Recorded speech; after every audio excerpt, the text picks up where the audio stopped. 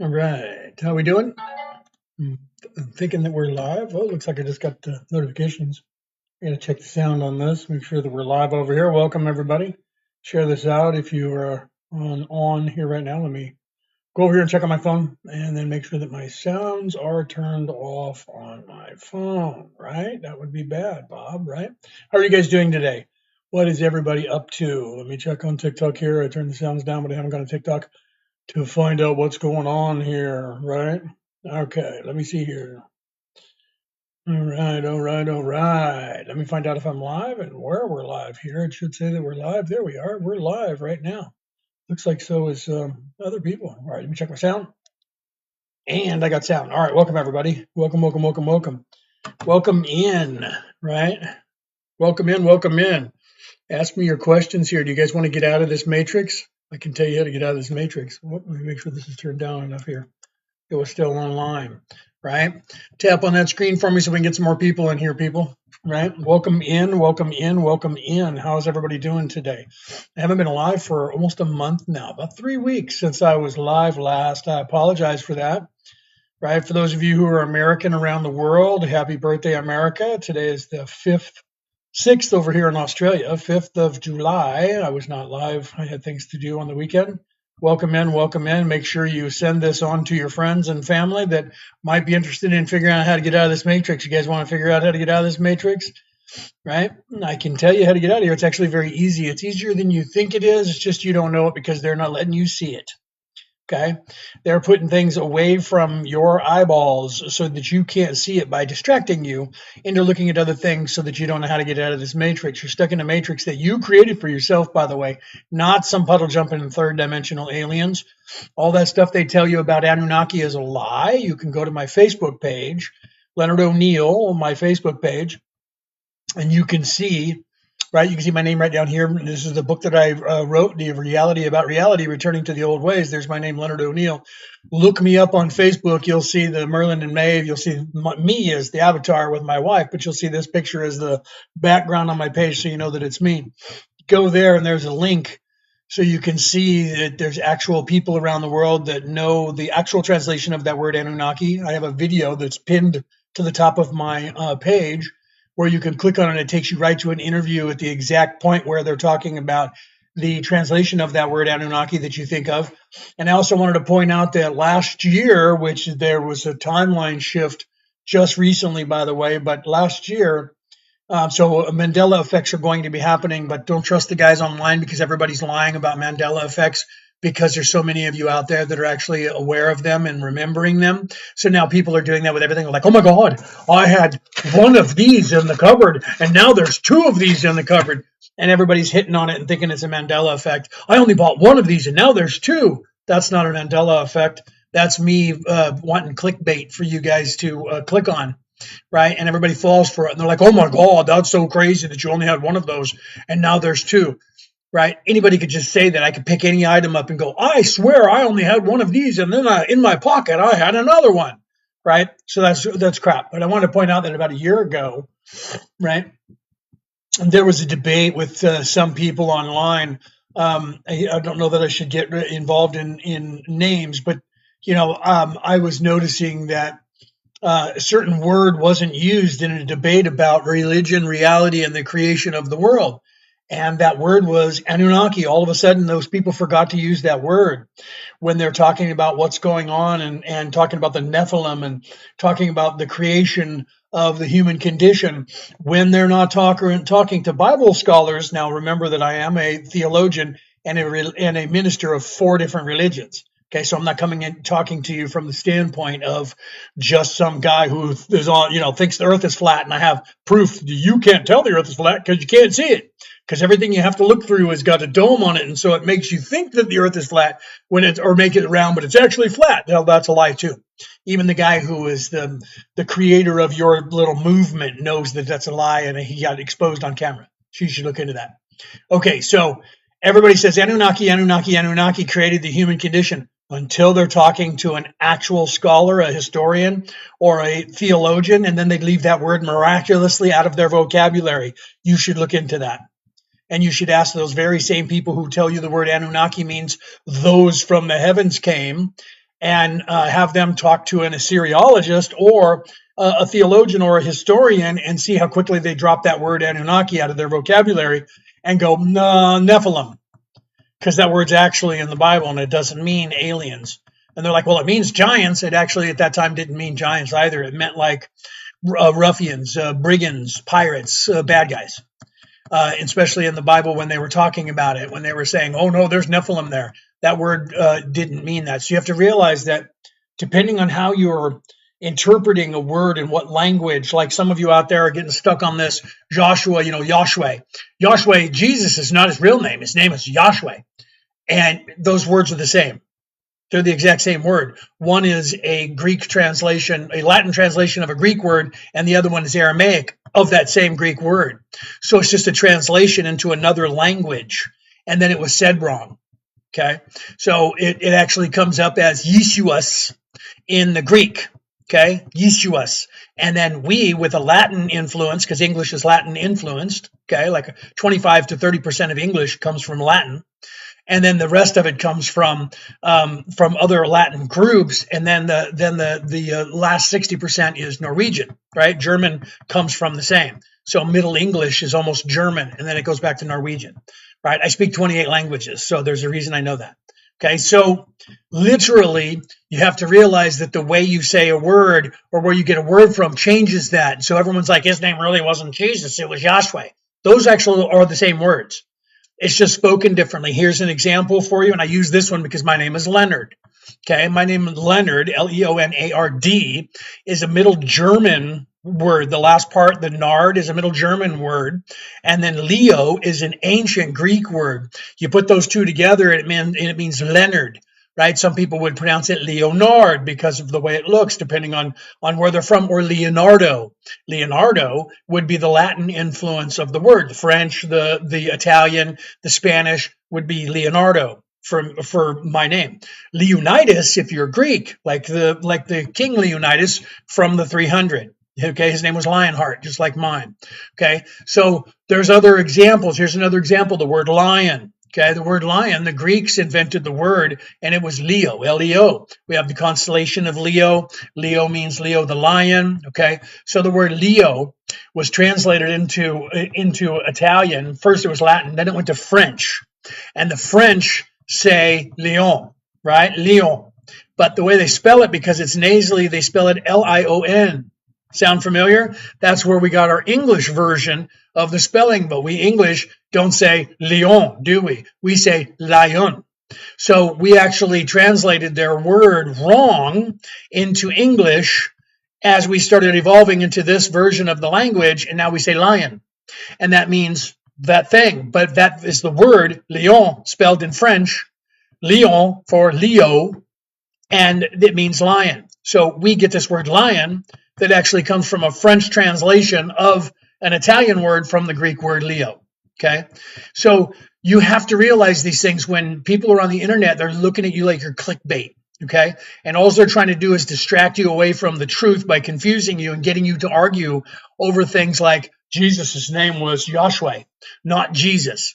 That's just a translation into the words that you're speaking in English, and it comes out Jesus. Okay, so depending on how the words were translated, and if you don't know anything about language, then you don't understand how words are translated when they're written down. If I said to you the word run and pulled that out of a book and said to you the word in this book is run, and then in your mind you're going to come up with one of the 150 variations of what that word means. Okay, you're going to put that into your brain. Now, what if you said the word run in the sentence was to run down the street? Okay, to lope down the street. That's actually the most of the Viking countries' word for run is lope, lopa, lope. So we use that word in English to saunter, to walk slowly. Okay, so what if you thought that meant run down the street, and the sentence was, I'm going to go and run this machine. All of a sudden, you're thinking they're going to take off running down the street with this machine, right? Because you're getting the wrong translation. That's the problem with what's going on. Okay, part of that, let's get back to the task at hand. Ask me how to get out of this matrix. You guys want to learn how to get out of this matrix? Hang around for a minute. You might learn something and I'll get you out of here. It's actually very simple.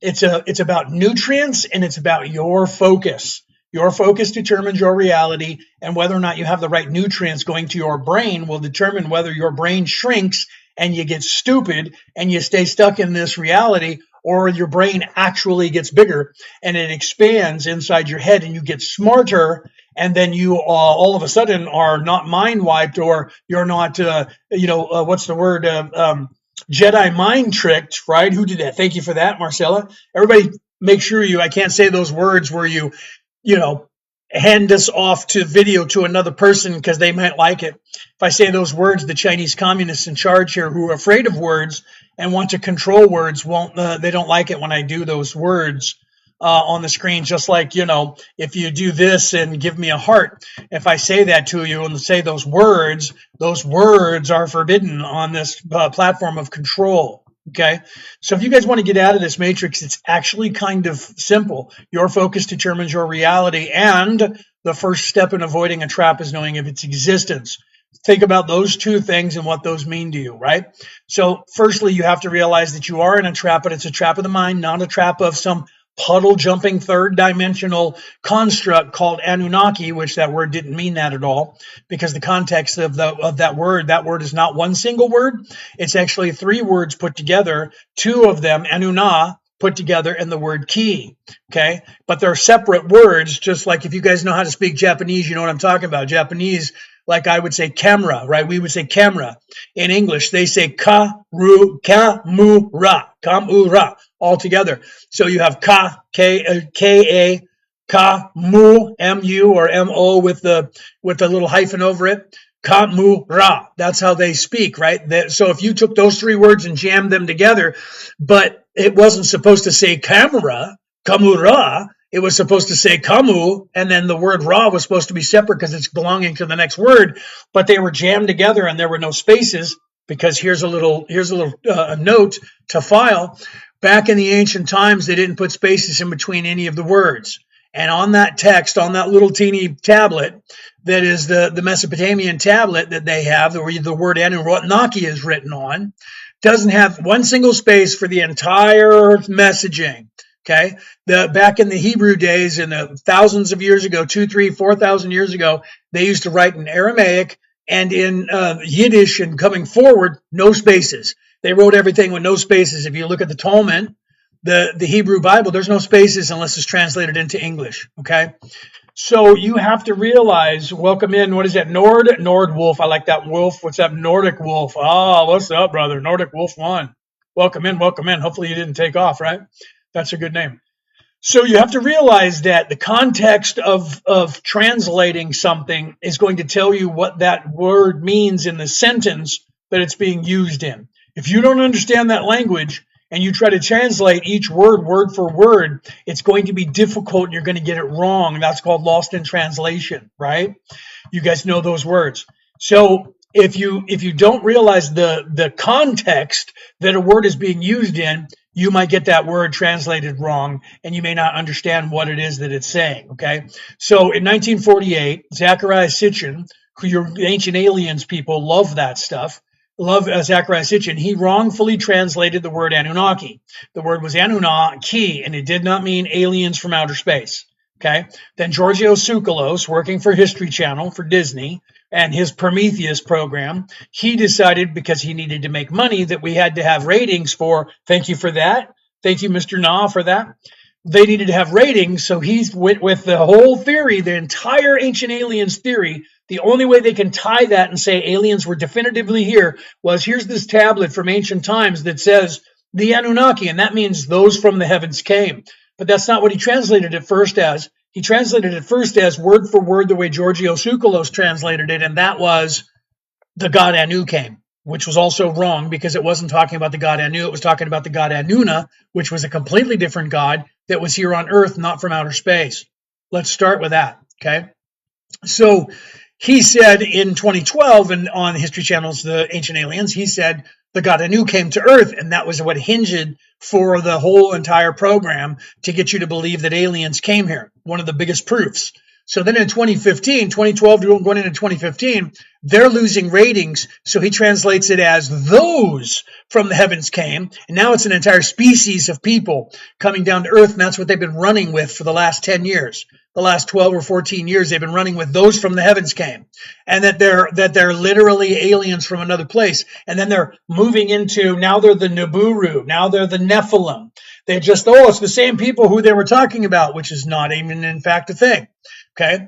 They don't know what they're talking about. They're making it up. They know it. And they're distracting you because why? They are the very government agencies who are trying to keep you here in 3D. And they're making money. And you guys are paying them a lot of money. Okay.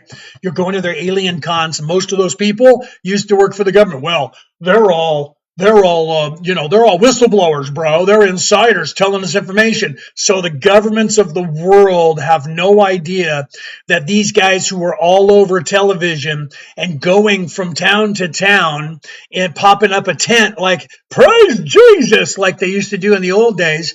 And they're literally going, the government doesn't want you to know about this. And we're going to all tell you the secrets. And the government has no idea that those guys are walking around telling you all this stuff, even though there's commercials all over television.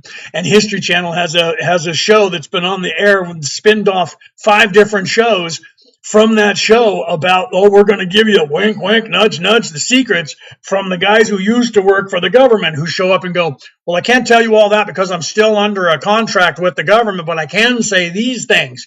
Wait, I'm sorry, what? You still work for the government, have a non-disclosure agreement to not tell me some things for that same government that you're supposedly informing on?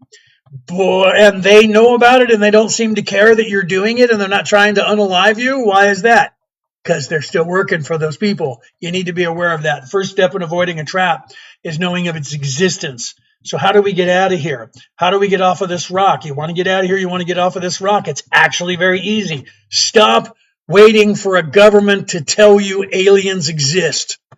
You don't need a government to tell you that aliens exist. They do, but not the way you think. Not that Anunnaki. They didn't come here and create the human existence because that was a complete lie. You can look it up. There are real people who really translated those words, and those words didn't say anything that those people say, and they're not paid off by the government. Simple-minded conspiracy theorists, well, they're the ones that are paid off by the government, and these guys are informing. Weird, because the guys who translated it aren't out there trying to tell you, I'm secretly informing you of the truth. But the other guys who are still working for the government, and we all know they're worked for the government, they're trying to tell you that they're telling you the truth. And what are they giving you? Nothing. They're giving you, wait here, there's a big bad, this is their agenda. There's a big bad alien group of people out there that are going to come and get you. So we need to break down all governments and have one world government. And who should be in charge of that world government? Should we have, Billy?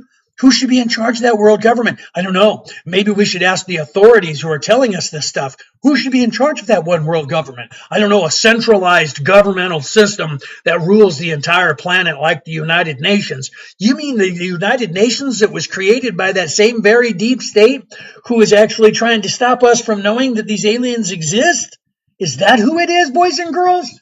Oh, no, it can't be that same organization because these are the good guys. Weirdly, because the good guys that you claim are in this United Nations are, in fact, those same people from all those governments sitting with a representative in that United Nations. But hey, I digress. Let's go ahead and trust ourselves to the deep state of all the governments collectively, and we'll knock down all borders. So how do they keep their jobs? Oh, wait, now they're in charge of the entire planet, aren't they? Right?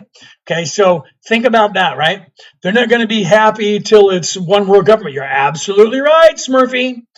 100%. That's what their agenda is. So how are they trying to reach that? Well, they're trying to reach that by distracting you with the idea of you have to have some government, some authorities disclose to you that aliens are real. Otherwise, they're not real, are they? So I need the American government to tell me. Do I need the American government to tell me that this is a drawstring for my hoodie that's on the back of my head? I don't know what this thing is. You do realize that if you guys have ever been in philosophy, especially Philosophy 101, very first class of philosophy, that is literally the allegory of the cave. I'm sitting in a chair and I'm tied up, and there's people behind me and they have a fire going, and my head is facing forward and tied up forward to where I can't look around, and all I can see is the wall in front of me, and I'm seeing shadows from these people behind me. And that's all I'm doing is seeing their shadows moving around, and it's their shadows from the other side of the fire. So I'm seeing fire moving around and then shadows moving around with it and hearing strange noises. And I don't know what it is because I was never taught what it is. And I'm supposed to believe that I need those people to tell me the truth about reality. Do you understand that? The first step in avoiding their trap is knowing of its existence. Okay. So how do we get out of here? It's actually simpler than you think. They have been depriving you of simple nutrients that your brain needs so that your brain shrinks and you get dumber and your vibration gets smaller and lower and your abilities to think are not working properly and they're hindering you. And guess what? They're also keeping you emotionally between 11 and 14, maybe 16, 17, if you're lucky, years of age. How are they doing that? They're doing that by distracting you with the Jedi mind trick. These are not the droids you're looking for. Look over here. Swipe up, swipe left, swipe right, swipe up. That's what they're doing, for one. For two, they're lowering your nutrition. They're lowering things, key things that you need in your brain, okay? And it's not very difficult. And weirdly, do you remember back in 2020 when the thing came and they had that thing that was called the Jabberwocky something or other that they wanted you to take? Weirdly, all of that stuff actually does the same thing. It lowers the amount of nutrients that you have in your body, specifically in your brain. And they've been doing this for a very long time. Now, I don't have any proof of that right here on this show because I can't talk about that. But there's a guy, hold on, I got to pull up his name. There's a doctor who's a German doctor who wrote some books that you might be interested in looking up. Okay. His name is, hold on, it's Dr. Michael. Let me get you the spelling of his last name here, folks. You might want to get a pen and paper and write this down. Now, I'm not getting anything for this, so this is not an ad. I'm not working for that guy, and this is not an advertisement at all, TikTok. This is just me telling people about this guy who is a doctor. Where are my notes here? And, I put it on my other phone. Hold on. His name is, I thought I wrote it on that phone. I have two phones. I have an American phone and an Australian phone. Still because of that. So hold on, let me go over here. Maybe it was on there. I'll find it in a second. I apologize for taking so long to do that. Oh, I have a picture of him over here. Never mind. Let me get back over here. I took a screenshot, but I'm not going to show you the screenshot because I don't want TikTok to get annoyed with me for it. But I'm going to give you a name, okay? His name is Dr. Michael. Hold on. Dr. Michael. You know how to spell Michael? Michael. His last name is N as in Nancy, right? EHLS. Should look him up. He has a couple of books that he wrote, and he's been talking about some very interesting information that has to do with minerals that you should be taking, like, vitamin C and vitamin D and magnesium and a few other components, vitamin B13. I don't know if you guys know about that, right? So you should, yeah, I never did that either, right? The Smurf says, I never caught that. None of those jibber jabbers for me. Meanwhile, other ones in the house did. Yeah, right. I know a lot of people did that all around the world.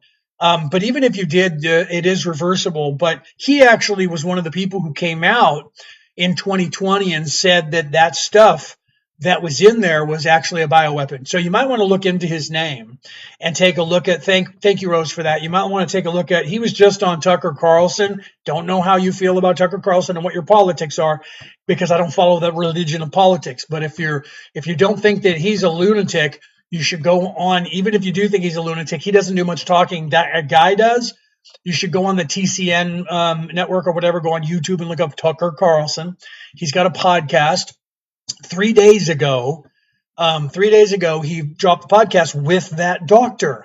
It's an hour and a half or 2 hours or something. You should take a look at that and listen to what he's saying in there, because what we used to call vitamin B13 is, in fact, I don't know if I can say this word, so I'm going to say lif, and then, the separate word after that, put together as one word with the word put on there in a very small dose, not the doses that they give people who have bipolar, because they give them like thousands of milligrams, but 1 to 4 mgs per day actually changes a lot. But there also, you have to have no calcium in your brain case, so stop drinking things that are not calcium, but that have chloride in it, right?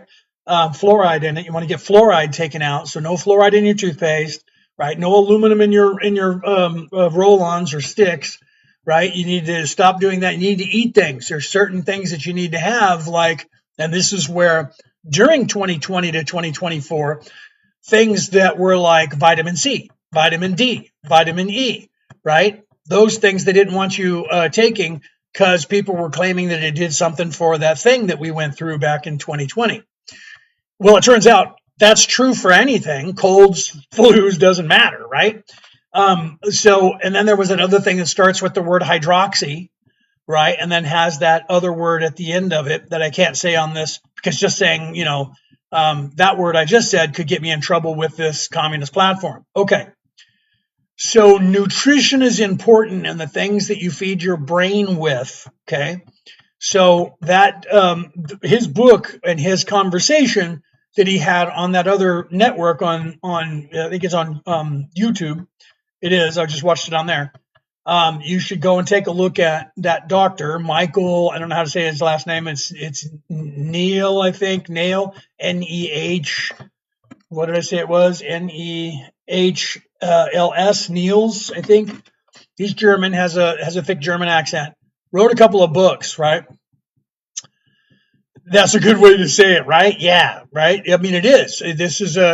This platform is owned by the Republic of China, the Communist Republic of China, right? And then if you're in America, it's now partially controlled by an American company. I'm in Australia, but if you're over in America, your app is mostly run by Americans now who didn't change anything about the communist words that they didn't want you to say. That's got to tell you something about those people that bought it. Okay, they're supposed to be your friends and good guys, but they did nothing.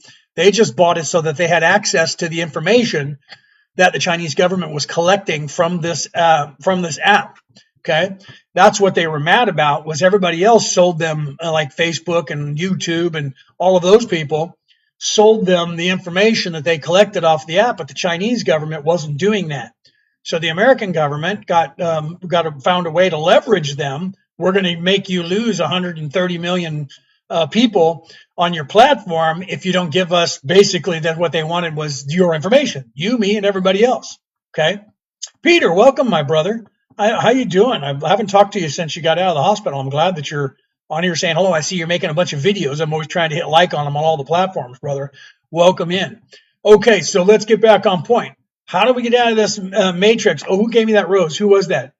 Who is that? That's Eden something. You gave me that rose. Thank you, Eden. I didn't see that you did that. You gave me a bunch of them. Thank you very much for those roses. I hope you're still here. I hope you didn't get mad at me and leave because I didn't say anything. I apologize for that. I usually try to make sure I say thank you to everybody who does something like that and gives me gifts. Okay. So how do we get out of this matrix? It's actually pretty simple. It is your focus determines your reality. That's one thing, right? The first step in avoiding a trap is knowing of its existence. Okay. Third, nutrition, brain nutrition. Okay. You need to feed your brain. Right? So, you are still here. Thank you for still hanging around. Thank you for that, Edens. And thank you for all those. I see at least 11. Let me scroll back up here and see how many you gave me. You gave me at least 11 there. So thank you for that, right? What else did you give me? You gave me a big heart. You gave me one of those big hearts. Bing, boom, boom. Thank you for that too. Okay. So how do you get out of this matrix? First of all, you need to know that it is a matrix, but it's not a matrix that is trapping you from third dimensional aliens. It's not. Okay, this is a matrix that the creator created for baby souls, and this is a trap of your mind, and you're partially responsible for it. Okay, because your focus determines your reality. You're supposed to learn that, and you're supposed to learn that you can make this place work for you. Whatever you focus on, this place becomes. So if you're focused on this place being, oh no, the governments are in charge and they took control in the deep state, you're giving them that control. Oh no, it's doomsday and we're all going to be unalived. You're giving that to this place through proxy. You don't know it, but that is your focus, and your focus is determining the collective reality. So and this is true, you can look this up. I'm not the only one that's saying this, okay? This is everywhere in all of the religions. And as a theologian and a minister of 4 different religions, I'm telling you, okay? I was knighted by the Roman Catholic Church. I'm telling you that it is in every single Talmud you've ever heard of. It's just they change a couple of words, or they don't tell you about that section of that. They don't give you that verse that tells you that, okay? So here's an example. Back 2,000 years ago, there was a guy named Jesus. He was teaching the way. It's now called Christianity because it's the way of the Christ. His last name was not Christ. Thank you very much for that. Smurf, thank you for that. And what else did you give me there? You gave me an ice cube. Woo-hoo, 5 of those. Thank you. Right? Thank you for that. So a couple thousand years ago, there was a man named Yahweh, right? In English, that means Jesus, okay? In Spanish today, that means Jesus, right? So Yahweh gave us the way. Well, he didn't invent that way, because that way has been around for a lot longer than that person. But he was talking about the same way. The Tao Te Chi. The Tao Te Chi means the way, the book of the way. Okay, that came around in 634 BCE. That's before Common Era. If you're Christian, BC, before Christ. Okay, we are in AD, Anno Domini, which means in the year of our Lord, 2026. So 2,650 years ago, or 55 to 57 years ago, there was a man called Lao Tzu in China. At the same time, in that same time period between 629 and 641 BC, there was another man called the Buddha. Buddhism, Taoism from China. They were teaching the exact same way. Okay, so come forward 630 years, and there was this guy named Jesus, and he was teaching the way of the Christ, the way. Okay, so the Christ, what does that mean? That's the Christos. The Christos, that's a Greek word for that Latin phrase of Christ, Christos. And what is that? That's an oil. I wrote about it in this book, Pointing in the Wrong Direction. The reality about reality returning to the old ways. I'm not the only one that talks about the Christ oil. The Christ oil is in every single religion that you've ever heard of. There's a version of it. If you remember the sagas of the Vikings, they're going across Bifrost, the Rainbow Bridge. Bifrost, the Rainbow Bridge, is the Jacob's Ladder. It's your 33 runs of your spinal column going through the chakras. Okay? Thank you for that. Thank you for that, Mike. Or Matt. I'm sorry, Matt. Thank you for that, Matt. So it was in the Viking sagas that the Lord God, the All-Father, right? The All-Father, Odin, the God of the universe, the creator of the universe, so loved the earth that he sent his only begotten son down to earth to prove himself. Sound familiar? Yahweh, the God of or Adonai, the God of the Hebrews, so loved the earth, he sent John 3:16, he sent his only begotten son down to earth. They both descended down to earth, came down in human form, were not immortal gods, were human, lived among the people, had to sacrifice themselves for the people, and then resurrect and go up. And then, you have the Jesus character going up on the cross. Well, you should look up Odin. Odin was also crucified on a tree and gave himself for the people. And he became unalived and then resurrected and went to heaven and became the light of the world. So did his son behind him. Did the same thing. Sound familiar? This is all over the world. But if you don't know about it, you don't know about it. Okay? So if you don't read it and you don't see it, right? Your dog's name is Odin. I love that. That's a great name. It's a good name for a dog. What kind of dog is he? It's a great name, even if it's a little poodle. Although I hope it's not a poodle. I hope it's a big dog that scares people, because Odin should be big and scary. Okay. So Yorkie. Okay, well, Yorkies, you got to be worried about Yorkies, right? Those guys were designed to go into tunnels and stuff. You got to be worried about them. They're tough. They are tough. They can take on everything that's in a hole in the ground. They were bred for that. Okay, so those are scary. They're like Chihuahuas. Those are scarier because they're small and they run in places. Okay, so the Christ is this oil that is the Christ oil. The Christos is an oil, 2 oils that are in your brain in 2 different places that is secreted once a month, and they go down your spinal column.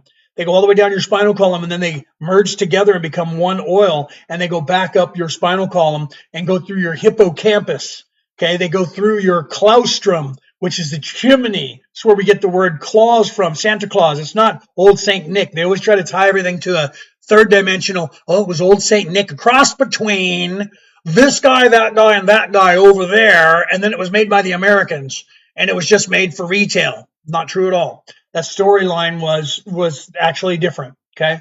The clause, Santa Claus, you have to realize now, you guys are Norwegian, you know what I'm talking about. What is the Norwegian word for auntie or grandma? Tenta.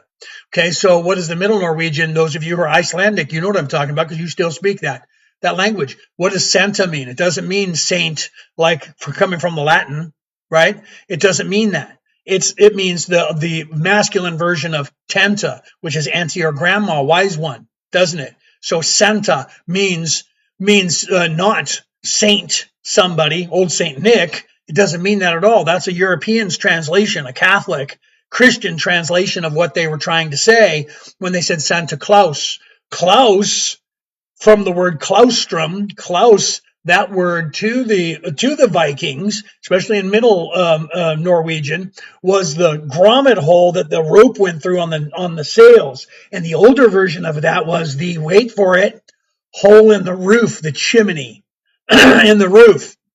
So Santa Claus is not Saint Nicholas or Saint Claus.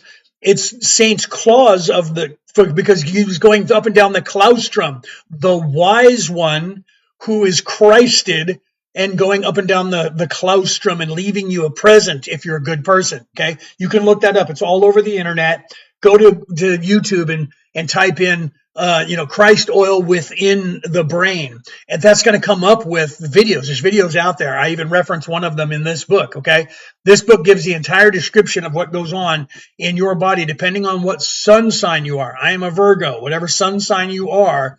The moon, our moon, as it's going around the planet, moves in and out of every single zodiac sign, all 13 of them, once a month for 3 days, 2.5 days. There's your unaliving and resurrection 3 days later, okay? So you should look into that. I've been saying this for years. Finally, someone that gets it. Thank you, BW. If you've been saying this and you've been talking like this, you've been on the right track. I'm going to go like this and give it to you. Oh, yeah, baby. You've been on the right track. You're not wrong. You're right. Pay attention to it and tell your friends, okay? Facts, right, Matt? Facts. So literally that stuff, I wrote about it in my book, but you can Google it. It's all over the place. There's another book called God-Man, the Bible Made Flesh. That came out in like 1948, 49.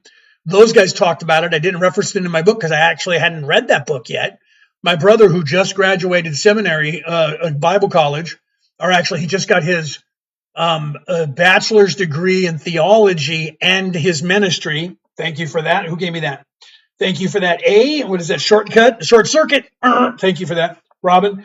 So my brother, who just graduated last month, now has his bachelor's degree in theology. Thank the gods that he's a theologian like his brother and a minister. He just got his ministry.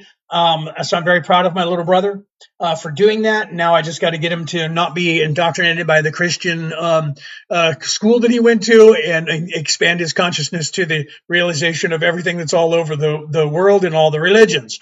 Okay. So it's in this book. You guys can get this book on Kindle or ebook for like $4, right? Maybe $5, $4.99, $5, depends on where you are in the world.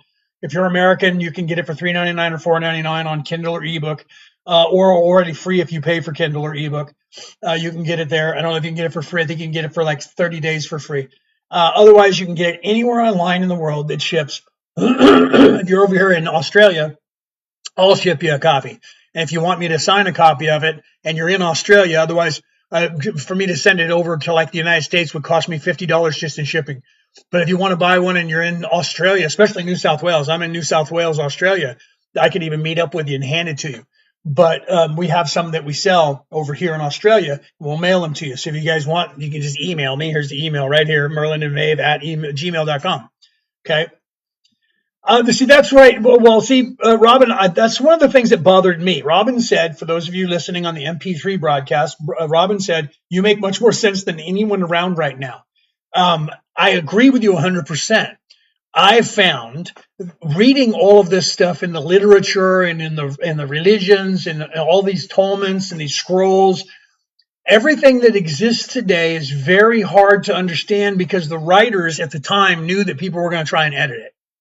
So they wrote it almost obscure, but they gave us little hints.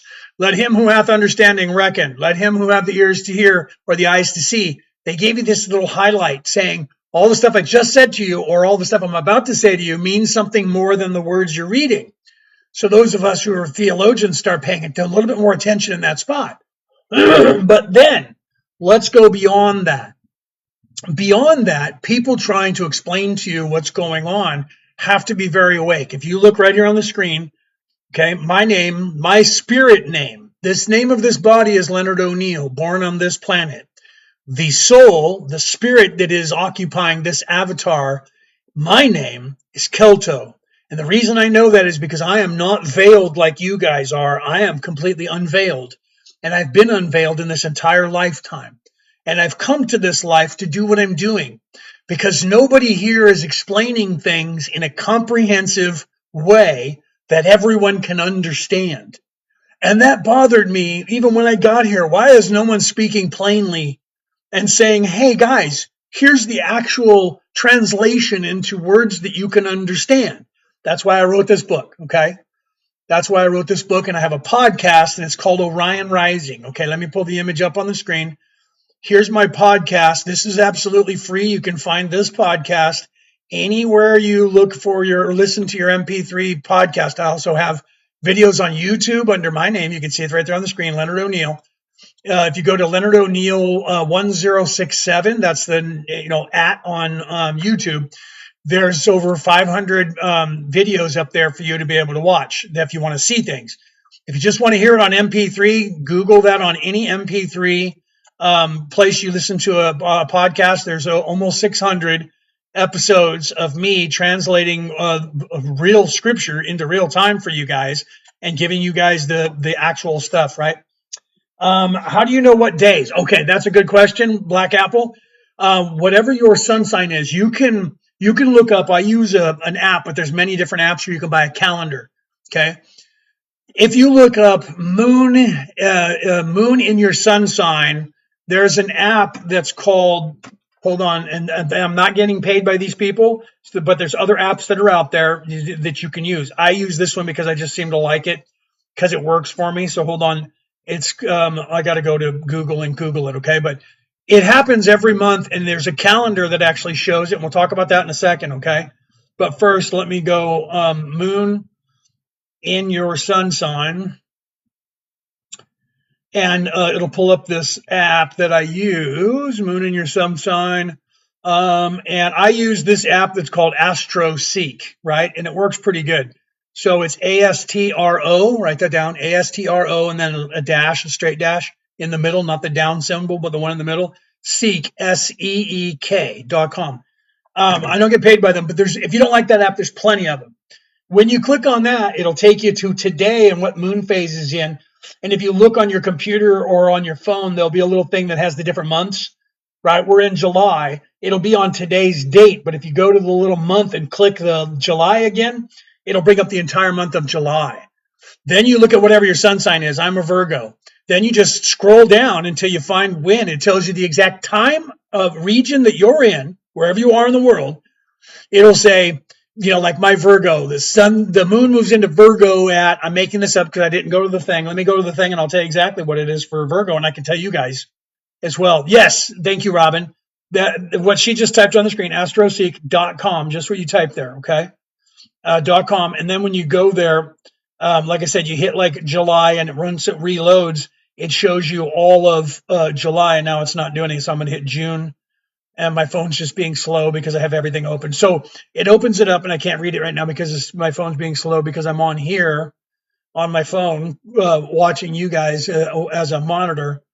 There we go. Now it went to June, so now I'll have to go to July. But if you do that and you click on it, you can actually read to the minute of when the moon is actually going to move in your sun sign. Now, why is that important?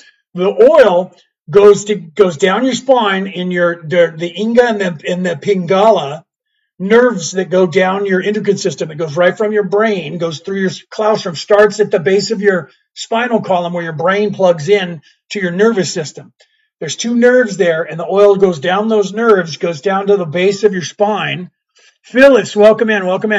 Goes down to the base of your spine, and then literally merges together, and then starts back up. So if you look at when it is that the moon moves into your sun sign, by that date, if it says that it's tomorrow at 7 p.m., your time, wherever you are in the world, that means the oil has already gone down your body and has already come back up, and it is now sitting in your right below your hippocampus. Okay, right in the bottom of the hippocampus, went through the claustrum into the hippocampus, and it's sitting there waiting. So you usually want to back up a couple of days because that oil goes down and up. And as long as you're not having sex, ejaculating, you're not getting drunk and doing drugs other than like psilocybin and those kind of psychedelics. But I would still kind of stay away from that. Meditating or praying, whatever you do, eating right, not eating junk food and processed foods. Give it like a day before, but it'll be in your sun sign. The oil comes up, goes through your claustrum, charges up your Bifrost, your rainbow bridge, charging with energy from your chakras, goes through your claustrum, and then it is Christed. That's where they get the Christos from.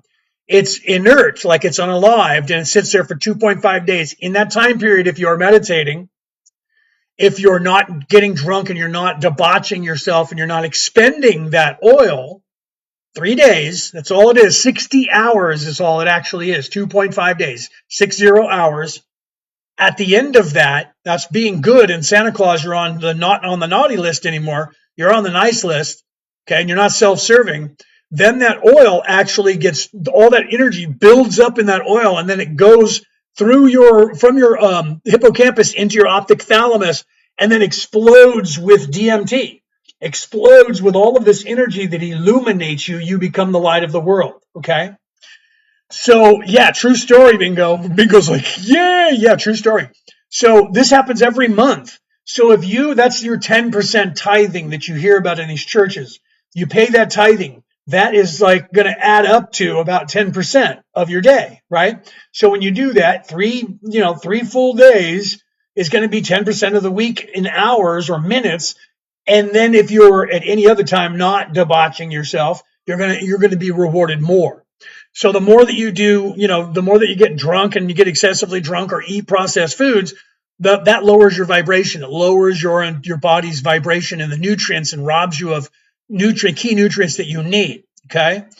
So literally that happens. You can track it. I put it on my phone. This is my my cell phone. I have 2 of those because this is my American cell phone and this is my Australian cell phone. Because I still have business that is tied to that phone, and this phone is tied to my business in Australia. So I keep them separate so I don't have to re-log in every time because this phone has me tied to Australia and says that I'm in Australia. This phone still says I'm in the United States, so I don't have to worry about problems with being logged in 2 different countries. Do you see? So I'm logged in on each phone in 2 countries. I don't have to re-log in. Wait, let me log out of my American account and log into my Australian account. Okay. Because there is a thing when you go to other countries. If you guys have gone to other countries, you know what I'm talking about. Okay. So I was under the impression, Matt says, we had to do semen. What's this? We had to do semen. Hold on. Retention for a month before. Well, it will work if you do it, but here's the thing. It happens once a month, right? So if you're going to do semen retention for a full month, as soon as it's over, you're going to have another whole month. So when do you start, right? You don't have to, but if you're wanting to be, this is why they give up sex in the religions, my friend. Because if you want to be on the purest thing, you don't get married, you don't have sex, you stay diligent like the monks do. And why is that? Because of giving all of that up. There's your 10% of your life you're giving up, right? For that to be just illuminated. You don't have to do that, but you can, right? So if you're going to do it, then you're just going to end up having to keep doing it, right? It does get harder, but over time it gets easier. And know that I am a monk. You have to realize that. I am a paladin. Okay, I even have pictures of me. I was knighted by the Roman Catholic Church. I'm actually a monk, okay, in that religion. So I actually have pictures of me dressed up in the friar tuck outfit, the brown thing with the rope tied around my waist. No joke. I showed them to my wife, but I didn't want to join the Catholic seminary because you don't get to have sex. I like sex. So you don't have to give it up 100%, but during that time period, so I would give it up for probably 4 days before and the 3 days. So usually for about a week out of a month, you're going to want to give up ejaculating, okay, or in any way having sex and and having that euphoric effect. Because what happens is when those endorphins go to your brain, that oil, as it's sitting into your brain, it changes the chemistry. That endorphin gets into that oil and changes the chemistry of that oil, and that oil becomes a coal-like substance. Sound familiar with the Santa Claus story? You get left coal instead of a present. This has been proven by the Greeks. I write about it in my book, okay? And I'm not the only one that talks about it. The Greeks actually got into the brain and saw that. In fact, the reason that we have the word coal, it comes from the color and the consistency of that substance in the brain, and the Greek word for it translated into French. And then from the French word, we get the word coal. So it was something like, don't quote me on this for those of you who are linguistics or assyriologists. It was something close to coleus that became the word that we use for the word coal. So we get the word for the coal, the actual what that coal is, and the powder from the liquid that energy transfers into. It turns into a black, thick, coal-like substance in our brain, and that actually lowers your vibration. So if you use that sexual right energy with sexual right, it's going to solidify you more into the third dimension and lower your vibration. If you don't, at that time period for those 3 days, then it actually illuminates you and pulls you more into your higher self. Now, the only way that all of that's going to benefit you is that you can remember that several people, including Jesus, but Lao Tzu from the Buddha, or from the Tao Te Ching, from the Taoism, Buddhism, all of these guys talk about this body as a temple. What you put in here, you become. Your focus determines your reality. So if you're not eating the right nutrients, then you're not going to be in any way able to do what you're supposed to be doing, okay? And what does that mean? And what is that exactly? Okay? So you have to have the right nutrients, because there is a chemistry in your brain that your brain resides on and your whole body resides on, specifically your brain. The problem with if you don't have the right nutrients going into your brain is your brain actually shrinks. So specifically your hippocampus. Okay? Your hippocampus is that thing that is in the center of your brain that looks like a ram's head. So you see that in the ancient depictions from Egypt and Rome and Greece with these guys who were gods that had ram's horns on their head. Okay, that's actually the hippocampus. I made a meme or a reel about it, and I posted it all over all my platforms because I'm on all the platforms. Okay, there is actually a reel about it that shows you the shape of it. It's the actual same shape of a woman's uterus.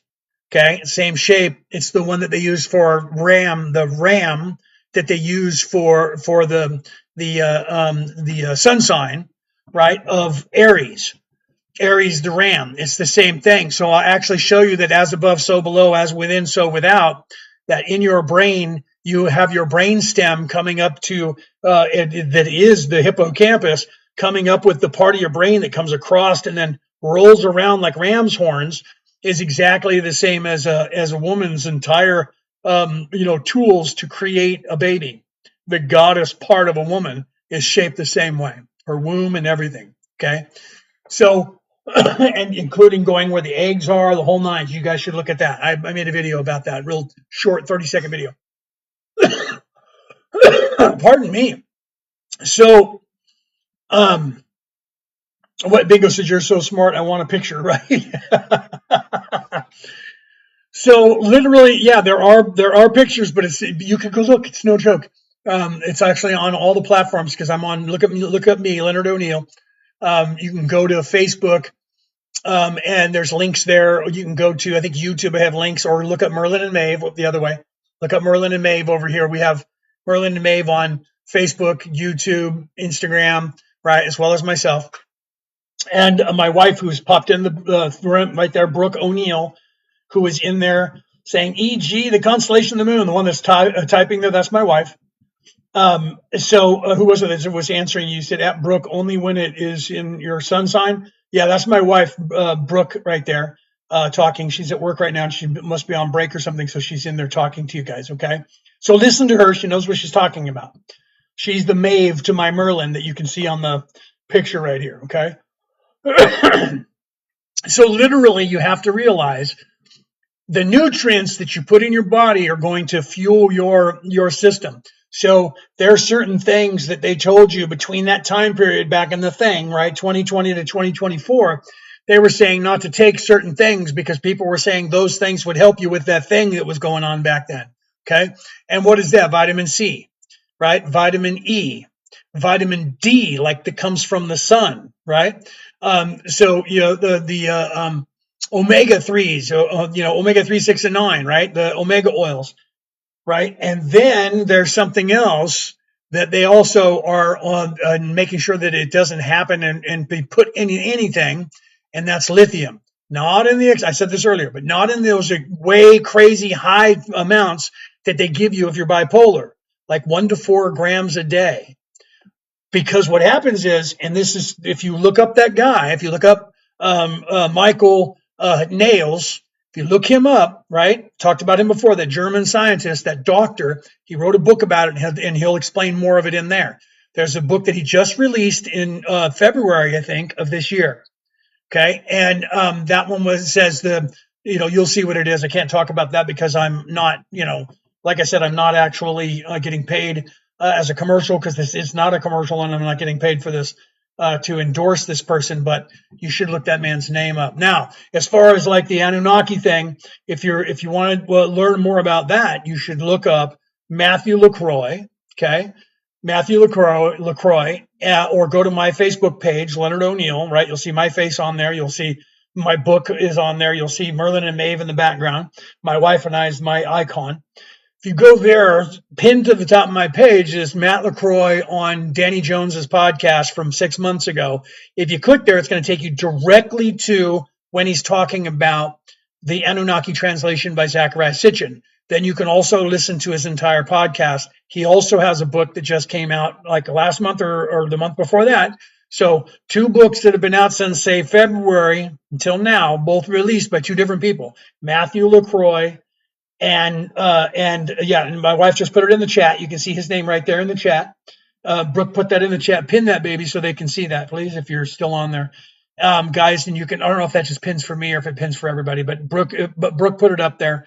So put that in, Matthew LaCroix, right? Matt LaCroix. Type him. He has his own Facebook page. He also has his own YouTube channel. That guy, it tells you exactly the real people who translated the actual scrolls, and Zecharia Sitchin was wrong, and then the real translation for that. Anunnaki does not exist in that form. It's not some aliens who came down here. All those people are lying to you. Okay? So AstroSeek, for the tracking of your sun sign, make sure that you're not having sex at that time period. No ejaculation, no crap food, no alcohol. Try to stay away from all that crazy progressive food or whatever, Try to stay away from all the stuff that's been really tampered with as far as food. Try to eat organics. If you can do it, plan it for about 3 or 4 days ahead of time, because that oil is going down and coming back up. Don't expend it at the end of that time period. It'll tell you when the moon moves out of your sun sign, and that you can track it. I put it on my phone, on my calendar on my phone. So I literally go through every month and go, on this date, on this date, on this date, on this date, and I get a notification, no sex for oil. That's what I say, no sex for oil for 3 days. So I'll see that. It'll come up on my calendar on my phones, both my phones, and I'll go, oh, okay, Christ oil. Starting today or tomorrow at this time, you can set up on there when you get a notification, right? A show, thank you for that, right? A short circuit, thank you for that 20 hearts and some boom boom things, right? Thank you for that. For Go Popular. So literally, guys, you just have to, if you want to get out of this matrix, here's a couple of things, right?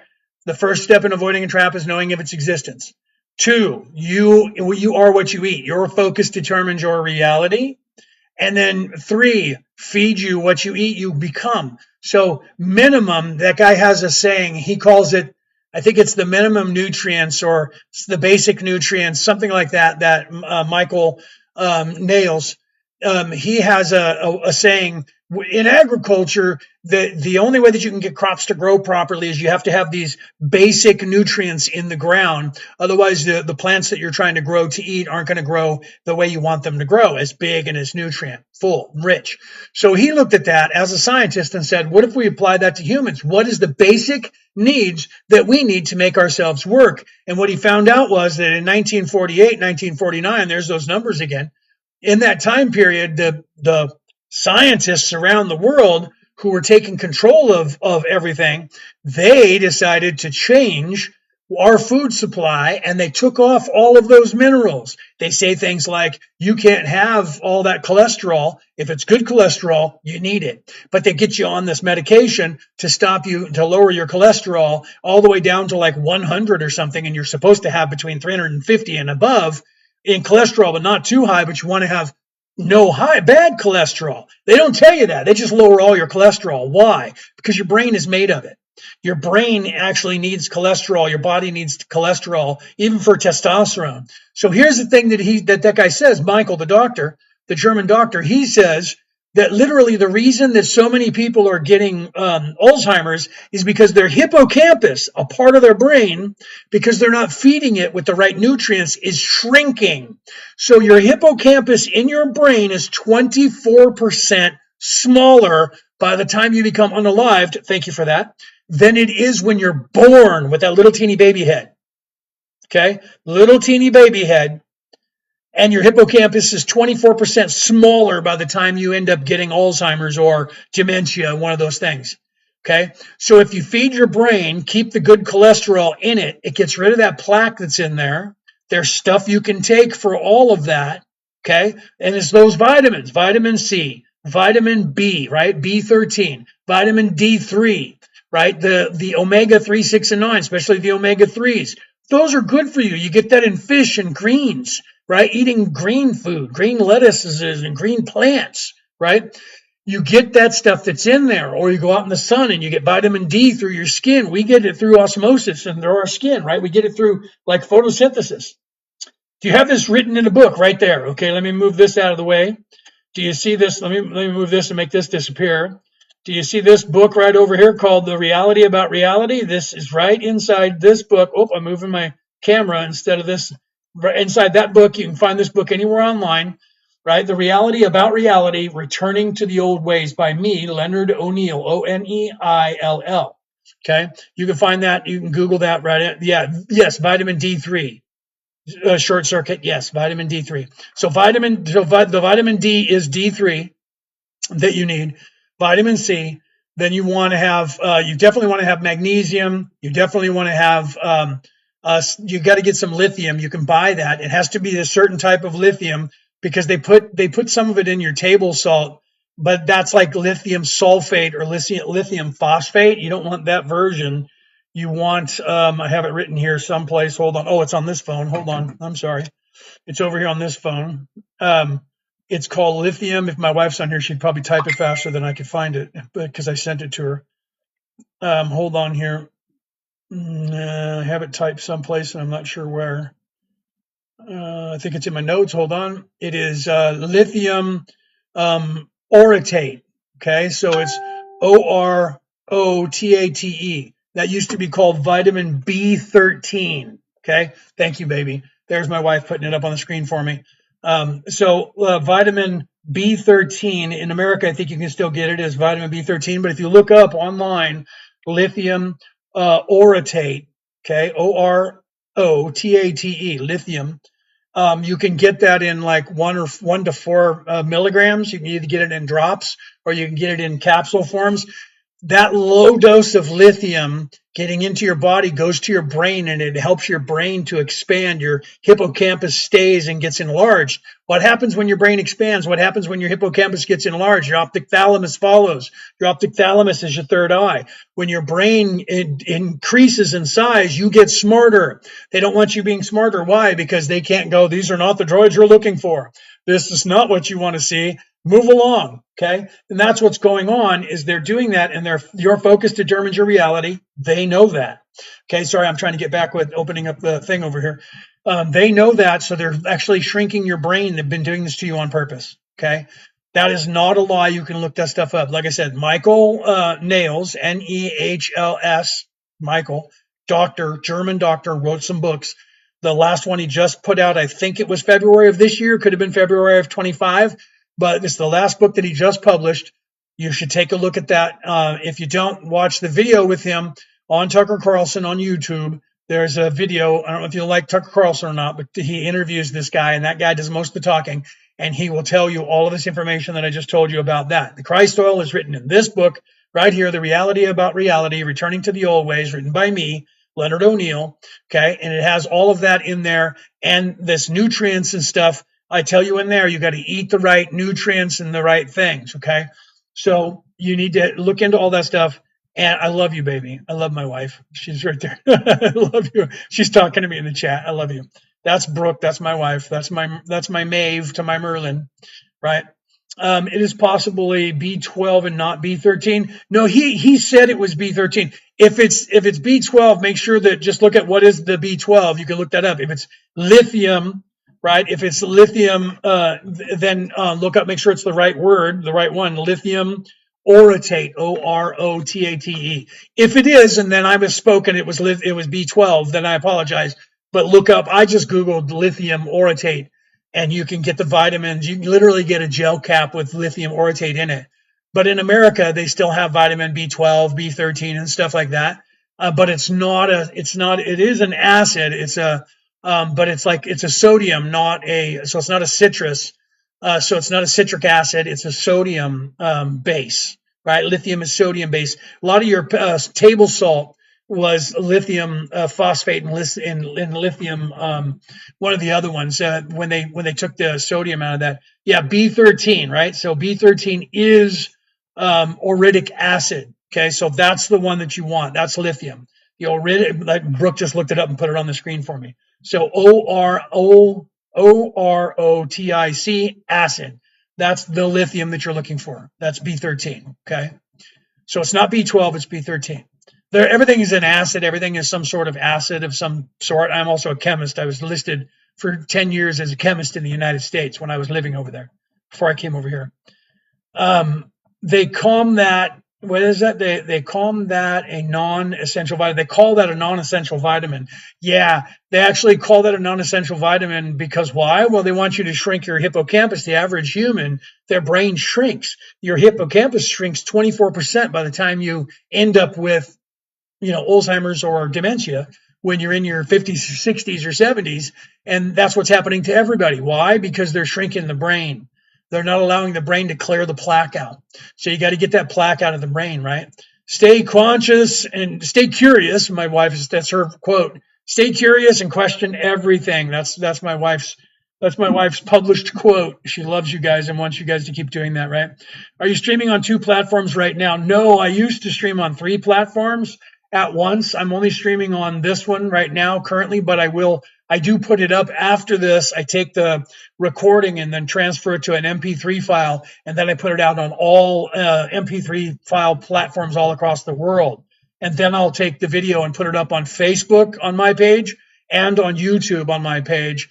And on Facebook, I usually post it on Orion Rising because that's the podcast, right? I have Orion Rising, the page on Facebook, and I'll put this broadcast on that page as well as my personal page and Merlin and May. Okay. So, but I used to broadcast on 3 platforms, but they don't let you do that from here. I would have to broadcast, and I did this before where I put up another camera, and I would broadcast on 2 different platforms on one camera, and then I would look at one, look back and forth between the cameras while I was talking, and put them side by side once, and recorded them and sent them out on 2 different platforms because I was doing it in a different studio. I'm on the TikTok live studio, but this studio won't let you broadcast on other things unless it's gaming. So I could do it on like Twitch or something, but I couldn't do it on YouTube or Facebook because they're having a problem with that, right? Yes, you can ask me a question. Please ask me questions. Right? Definitely. Robin said, can I ask a question? Yes, you may. You may ask everybody out there. Who is Kelto? Kelto is my higher self butterfly. The name of this body, this avatar is Leonard O'Neill. I am not this thinking mind. I am not this physical body. I am an immortal soul, just like you are, an immortal spirit that is forever. That spirit that is forever, his name is Kelto. You can see it right there on the screen. Okay. That is who my true personality is. And my wife, Brooke, who just said in the audience, she said, I am Satori. Okay. She was born Brooke, right, in this physical body, and she's married to me. So she's Brooke O'Neill, married to me. But her immortal soul is named as Satori because we're both awake enough to actually know who we are. Okay. You have a name that you don't know about that you're actually, that you go by, but you just don't know that, right? You just have to look into it and ask yourself. And hopefully I didn't miss a question. Oh, how much worse is it with all the nutrients that we lack? If you don't have all those nutrients in your body, your brain will shrink, your hippocampus will shrink by 24% by the time you become unalived. Okay. So if you don't have the normal nutrients that you want, most of which you get from foods, okay, the lithium you don't get from foods, but we used to get it in the seafood and the crustaceans from the water. Okay, and that's gone down a slight bit from there. So if you eat a lot of fishes and a lot of seafoods, you'll get some. And there's some waters. Brooke and I looked up the water that we have in Australia that we buy, not the tap water, but the water from Australia. And it does have a little bit of lithium in it, but it's banned from like Germany and the UK. So you guys can't get any lithium in your water. So you have to get external lithium. We don't make it. Most of the other stuff we either get from nature, D3 we get from nature, and then we get the omegas from eating fish. If you don't eat fish, you're low in omegas, right? So you're in Australia. Yeah, I'm in Umiko. I'm in New South Wales. So if you're over here, I don't know about the tap water, but the water we get from Woolies, because that's where my wife works. The water we get from Woolies is she said that she looked it up, and either that or one of the other ones that they sell there. Brooke could tell you. She looked it up today, and she said, I think there's some lithium in that. I don't know what amount though. So we decided we're going to buy some capsules and take 4 milligrams a day. You can't overdose on it unless you take like 300 milligrams, and it's bad for you, right? Bingo! I'm in Australia. Thank you for those of you who are over here with us, right? I know I sound American. I was born in the United States, but I'm here in New South Wales, Australia. I'm over in Woy Woy, up there above Sydney, in Australia, living with my wife. Okay, B13, yes, sir. Whoever just asked that, B13. Where can we pick up your book? You can pick up my book anywhere online. It's sold everywhere online. You can get it on Amazon all over the world, or you could go to fluoride-free OSA 10 liters. That's the stuff that we get. Brooke just put it up on the screen.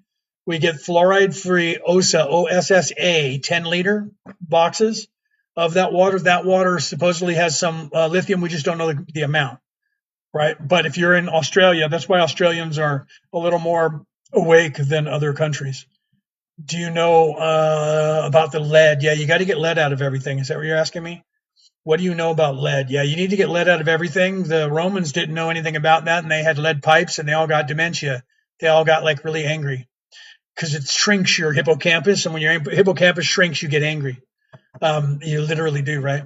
If people are on heart meds, can they still work? Yeah, it just depends. You have to see if it blocks it, right? That was one of the things that the doctor talks about on that video on YouTube on Tucker Carlson, that guy Michael Nails.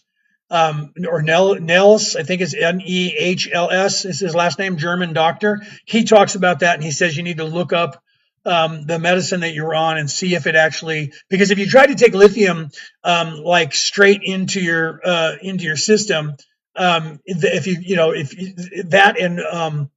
lithium, your body will kill the lithium, so you have to take it in a capsule form, so that the capsule can protect it and it gets through the digestion and it gets into the body. So you have to look at that, but some of your medication will also do that. So you have to look at that if you're on heart meds. Look at that, right? Watching from Papua New Guinea. What's up, bro? How you doing in Papua New Guinea up north, right? So welcome. I'm glad that you guys are here, right? If I live where they mine it. What are you talking about? You're talking about the lead? Well, you might want to check the lead area around your stuff, right? Make sure that you're okay. How do I find my higher self name? Rachel, you have to raise your vibration first of all. So you have to start piercing your veil. So if you look at this book or Google the Christ oil within, right? That's my book that I wrote, the reality about reality, returning to the old ways. Or you can go online and Google that and watch a video. You have to start raising your oil up into your optic thalamus and expand your consciousness. So you also have to eat the right food. So if you're taking the vitamins that we mentioned before, and this will help you to unlock your brain and start piercing this veil that you're actually in. You have amnesia, and that's normal. It's supposed to happen in third dimension. The aliens didn't do this to us. The Creator did. This is a test that we're supposed to pass as little baby souls. Okay, so you're supposed to start unlocking that third eye of yours, and as you start doing that, you will move yourself into a vibration that is not in 3D. You'll start moving into fourth dimension. You'll realize I am not this pain body. I am an immortal soul. That's the first step in unlocking who you truly are. Okay. So Queensland, is that where you're at? You're up in Queensland. I'm over here in Woy Woy. So I'm on the southern part of the Gold Coast, right?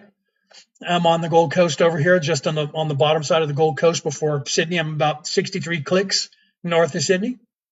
So you're up there in Queensland. Yeah, welcome, welcome. Holland. Whoa, early morning for you, late night, early morning for you, right?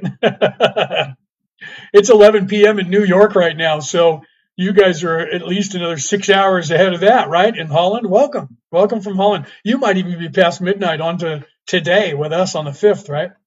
It is when the moon is in your sun sign. That is correct. Whatever your zodiac sign, whatever your zodiac sign is. Okay. So the moon moves through your zodiac sign. I'm a Virgo. The moon will move in and out of Virgo once a month. So whatever your sun sign is, whatever your zodiac sign is, the moon will move in and out of that at all times, right? Yeah, New York is 11:18. Yeah, it is.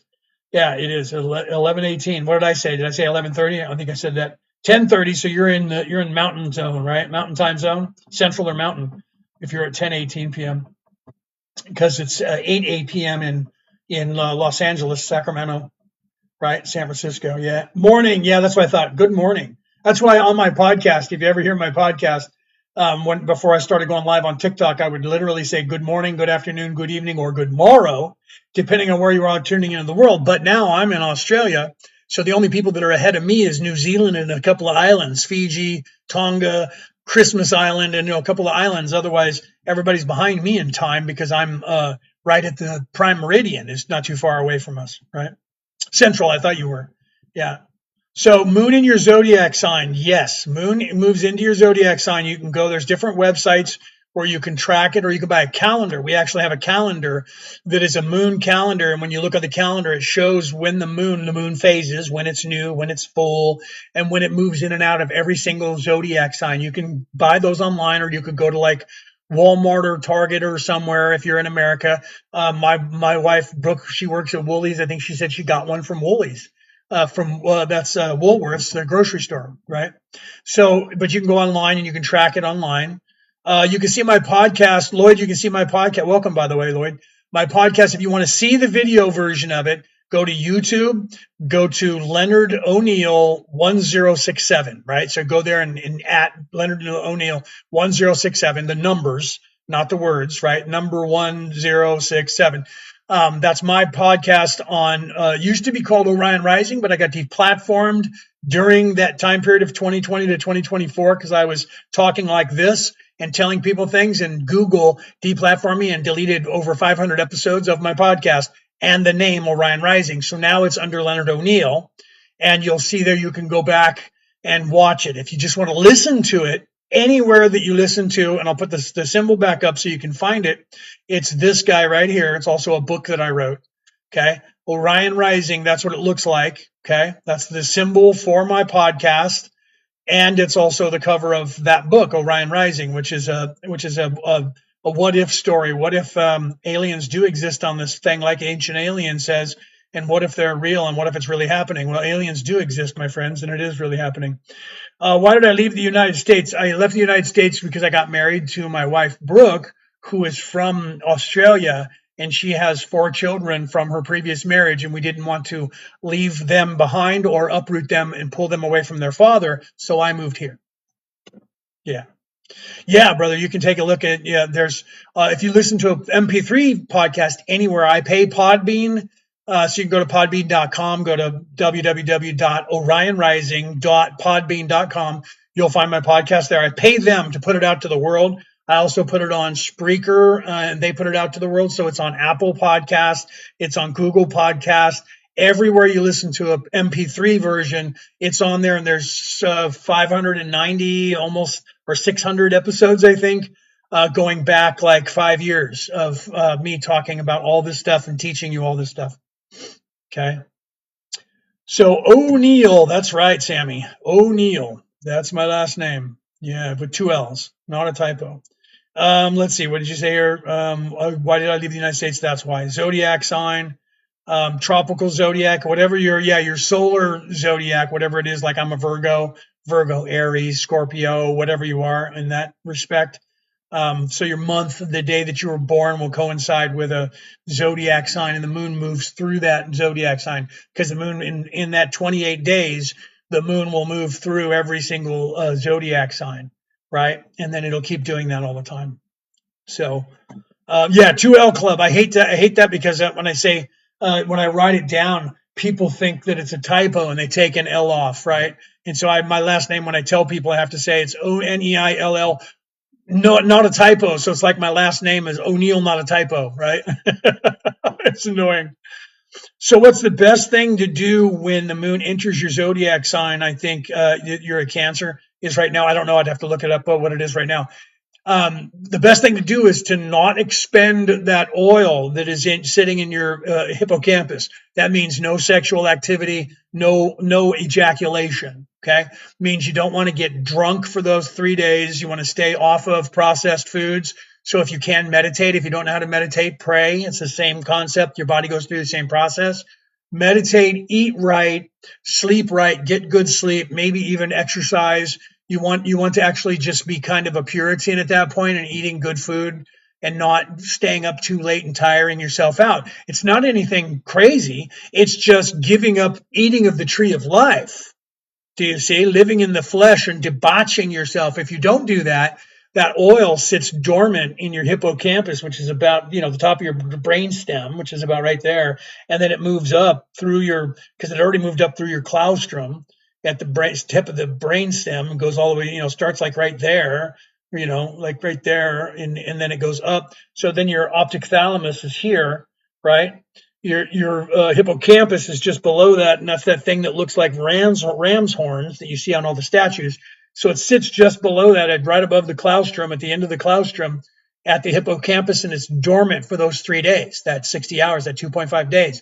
And then if it is charged with all this energy, electromagnetic energy, the Kundalini, Kunda Buffer, Kundalini's masculine, Kunda Buffer's feminine, that's the two, like the Celtic knotwork, that's the knots, goes up your Bifrost, the Rainbow Bridge, 33 runs of your spinal column, 33 years of Jesus's life, 33 years of Thor's life, right? 33 runs on Jacob's ladder. All of those stories and those religions were telling you about this.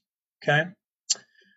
Just recently heard about the white light and at death being infiltrated by demons. Not true. Can we help move it ourselves for those who can move around their awareness? You can't move the oil any faster. The oil just moves the way it does. The only thing that you can do is give it more energy. And that way you can do that. If you're a Leo, what is your sun sign? It depends. Now, this was what the other guy was asking the question about. If we're on the old 28-day, 13-month calendar, I'm a Leo. Okay. So I'm like, everything about me is Leo. My name is Leonard, which is Leo, Lion Heart. My initials are Leo, Leo, right? When I was baptized, I chose Gabriel. A nun said I needed to be baptized Leo because Leo was the patron saint of the spoken word on earth. I didn't know I was going to do this back when I got baptized. So my Christian name is Leonard Edward Leo Gabriel O'Neill. That's my surtitle, because I got knighted by those guys. Thank you, Cindy. And thank you to Ashoa for the 31 flowers you gave me. So by the 13 moon calendar, the old month calendar, the moon calendar, I'm a Leo because of the way it changed everything. So by the 12-month calendar, that with the Greco-Roman one that we use now, I'm actually technically a Virgo because I'm on the 10th of September. But I would shift to a Leo the other way because the months would change and the days would change, and we'd go back to where we're supposed to be. Like September, Sept is 7, right? You guys know about that? September is 7, and October, Oct is 8, right? So people don't realize that the names of our months meant different things because September right now is the ninth month, but the word means 7, right? So yeah, my patron saint is Leo. So yeah, so that I was baptized with that. So the monk, the sister chose that for me. So my patron saint is now Leo. Right? Isn't that crazy? I'm also a Leo, and my sun sign is Leo and Scorpio ascended. Yeah. See, I had what did they say that I was? I was something I don't remember now, something on the comedy scale, ascending from when I was born, because I was born at like 9:37 p.m. or something, and that gave me something weird, right? You're a Leo in the August range, right? So yeah, if you're on the cusp, my wife, who's probably back to work now, Brooke, who was in here earlier, she's on a cusp, right? So she's a Cap Aquarius. Okay. So if you're on a cusp, when you look at the Christ oil, you want to calculate the cusp to where you are. So if you're on a cusp and you're right in the middle, like if you're on a late, a late August going into, then you're on the beginning of the Virgo and the ending of the Leo. You would be on the cusp. So what you would want to do is look at where the moon is when it's halfway through Leo and halfway to Virgo, and count that as your 3 days for your Christ oil. Okay. Not the, yeah, not, yes, Lloyd, not the Pope, right? I got kind of annoyed when this Pope chose Leo, right? Saint Leo, the elder, right? Let's do that. Saint Leo the elder, not the younger, right? So yeah, Lloyd, you're funny. I love you.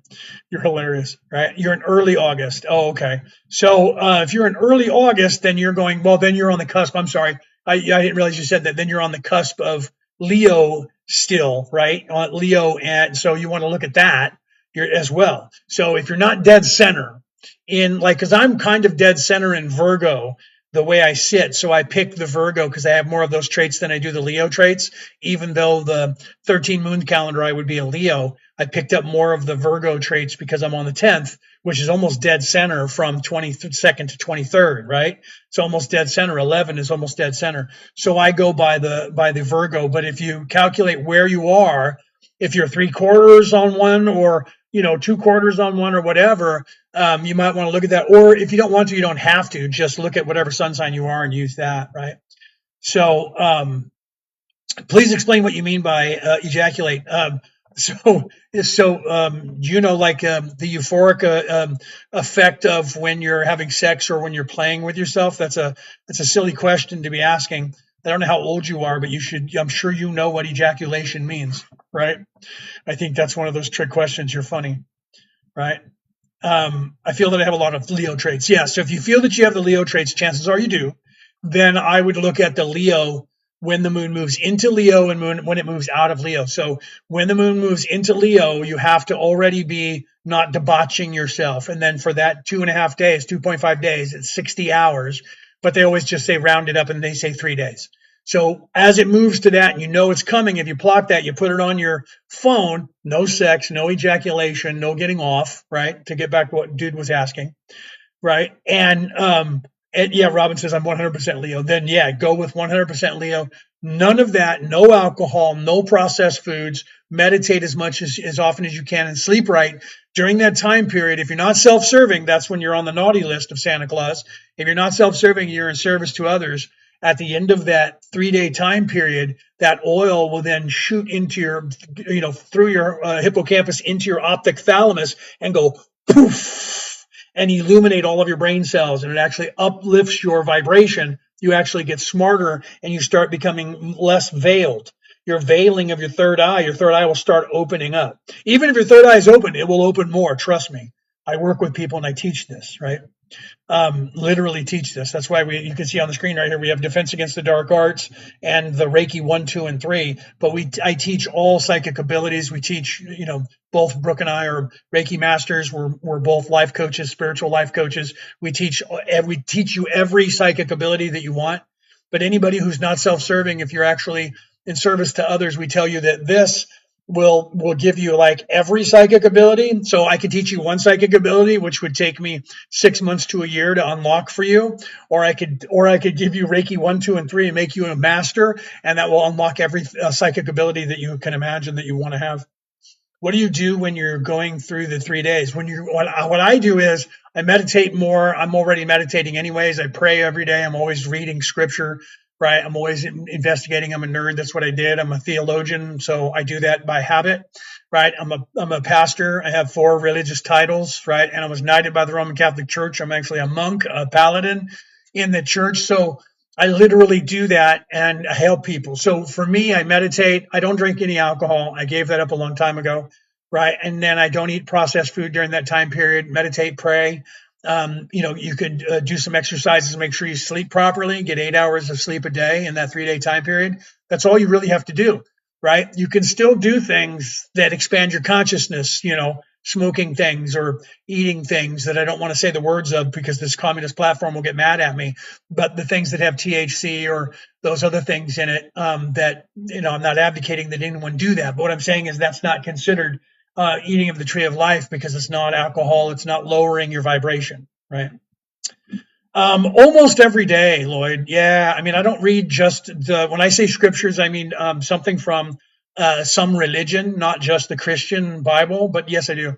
Literally every day. Before I came on here, I was actually doing research today, and then I got caught up in the research from that guy Michael Nails talking about lithium and the different vitamins that we take, because he wrote a book about and was talking about back there during that thing with the jibber jabber thing that they wanted us all to get. And he actually they were trying to get him kicked out of the medical institute and stuff because he wrote a book and like did conferences and was talking to people about the benefits of vitamins that they claimed wouldn't do you any good and that they would, right? So yeah, that's what I do when and this is no joke. You can ask Brooke if she were here, bro. Next time when you're on, if Brooke's on, or maybe later today when she gets home, because she's going to get off work at 3, I'll literally, without setting it up, I'll go here. You ask Brooke, when she calls me and says, hey, what are you doing? If I'm not literally online or doing, she'll say, what are you doing? I'll say, I'm reading scripture. She'll go, of course you are. I literally do that every day if I can. If I have 5 minutes of peace, I'm on to something. I'm reading some sort of something or other, right? She's right there. Ask Brooke. Dude, ask Brooke right there. No word of a lie. She'll tell you that I'm a nerd. I'm quoting scripture. I'm reading scripture. I'm putting it together. That's what I do. I'm such a nerd. I really am.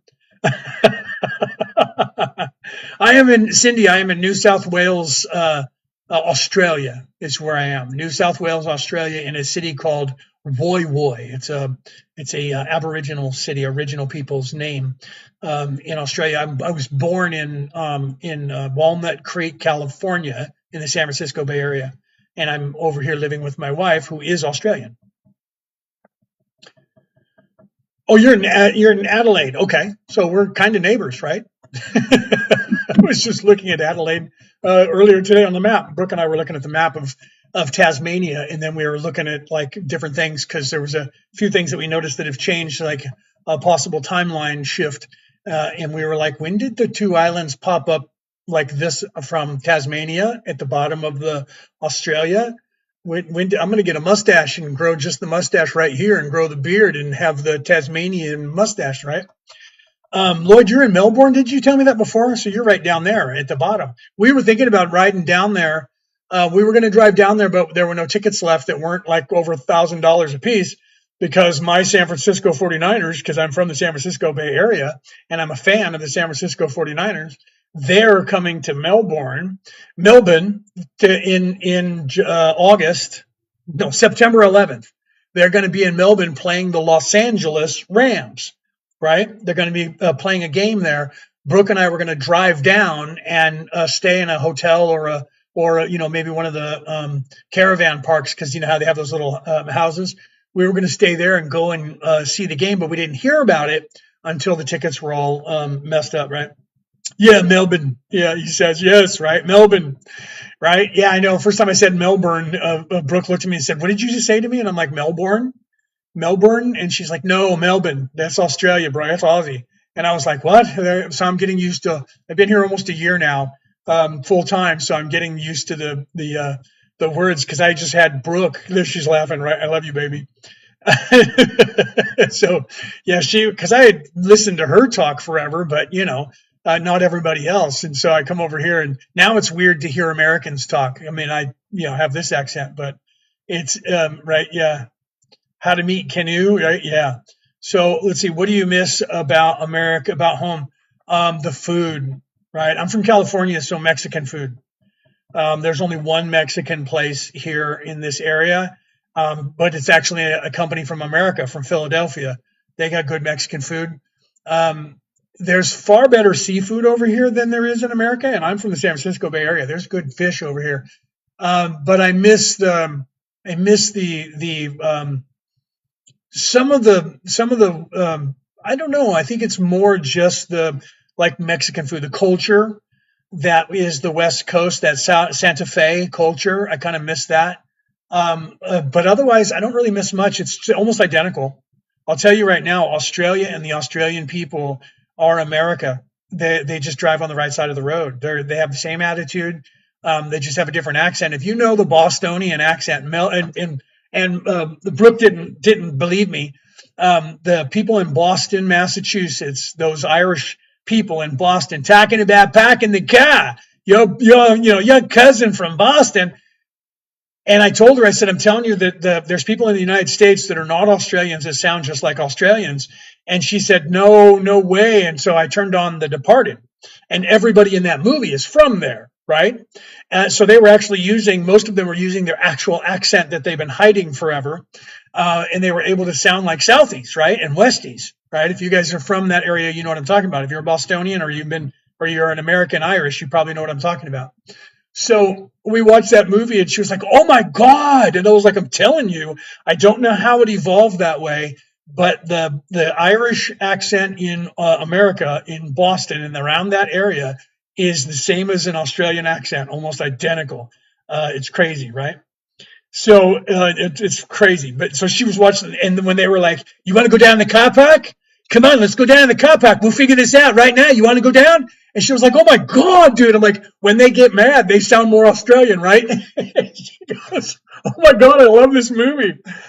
Right? What's that? I was actually in the process of migrating to the U.S., but I wanted to take some more time. If you're going to go to the U.S., yeah, if you're going there, the U.S. is it's overcrowded. It's like being in Sydney. Well, you're in Melbourne, so you know what I'm talking about. So it's really crowded. There's a lot of people everywhere, unless you go out into the sticks, just like here. But it's going to be the same. The buildings are going to freak you out because they're going to look like home. The only thing is you're going to be driving on the right side of the road, left side of the car, instead of and you can drive on right side of the road, left side of the car, instead of the left side of the road and the right side of the car. That's it. Otherwise, it's going to be the same. The accents are going to be weird. You're going to have different illegal aliens in your country. You're going to have more Mexicans and people from Africa than you are going to have Greeks or Italians. But you're going to have the same Muslims trying to come in, right? But the food is. It doesn't like here. You have to be in the big city to have food from all over the world, right? And it depends on where you are. If on the coasts, anywhere in the big cities in America, you're going to have food from every single country on the face of the earth within walking distance of wherever you're at. So that's the one thing that I miss a little bit is there's not as much diversity here, even though there's like a McDonald's and KFC and Macca's KFC and stuff over here. That's just fast food. But over there, I can get Russian, I can get Tibetan, I can get Mongolian food, I can get, you know what I mean? So if I'm in the city of, over here in Sydney, I can do the same thing. But over there, I was in the state capital. I lived up in Carmichael, right outside of Sacramento. And I was able to get any food from anywhere in the world. So it's always good. I like the different flavors from around the world, right? Because otherwise you eat the same food and it gets boring. That's the only reason, right? But the good thing is that they have Chinese and specifically, like Vietnamese food and Korean food here. So I'm happy with that. And then they have Italian, so I'm happy with that. Sauce chef. I wanted to be one. That's funny. I wanted to be a saucier, Stephen. I was in the culinary school when I was in high school. We had a culinary academy in high school, and my father was a chef, and my uncle was a chef. One of my uncles. So I wanted to be a saucier. I love sauces. Sauces rock. I hope you're a sauce chef. Sauce chef. I hope you are, because that rocks, bro. Didn't you say that before? Top notch. Very good, brother, right? Okay, so yeah, sauces are good, flavors are good. So I like the flavors from around the world, the nuances of different flavors, because you could have rice and beans from 5 different countries and they taste different. Couscous, love couscous, right? Love that kind of stuff that's different. So growing up with 2 chefs in the family, I ended up, becoming a person that got to taste this food from around the world. And Brooke is a fabulous cook, and she cooks like many different dishes from all over the world. So she's really diverse with her cooking. She cooks very good Indian food. She's a Viking, but she cooks Indian food. She cooks Asian food. She cooks Korean food, and now she's learning some of the American cuisines from me. And I'm teaching her that because of being a cook. I'm not a chef or anything. I wish I'd be making a lot of money, but I'm teaching her a lot of the American dishes, and she's liking. I gave her like biscuits and gravy for the first time, right?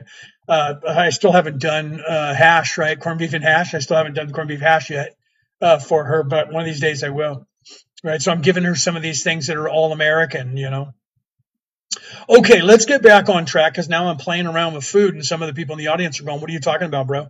So we're talking about how to get out of this matrix. You can see it right up here. You want to get out of this matrix. It's a matter of like 3 or 4 steps. First, you have to realize that your focus determines your reality, right? The second thing you have to realize is the first step of avoiding a trap is knowing of its existence. The third thing you need to realize is what?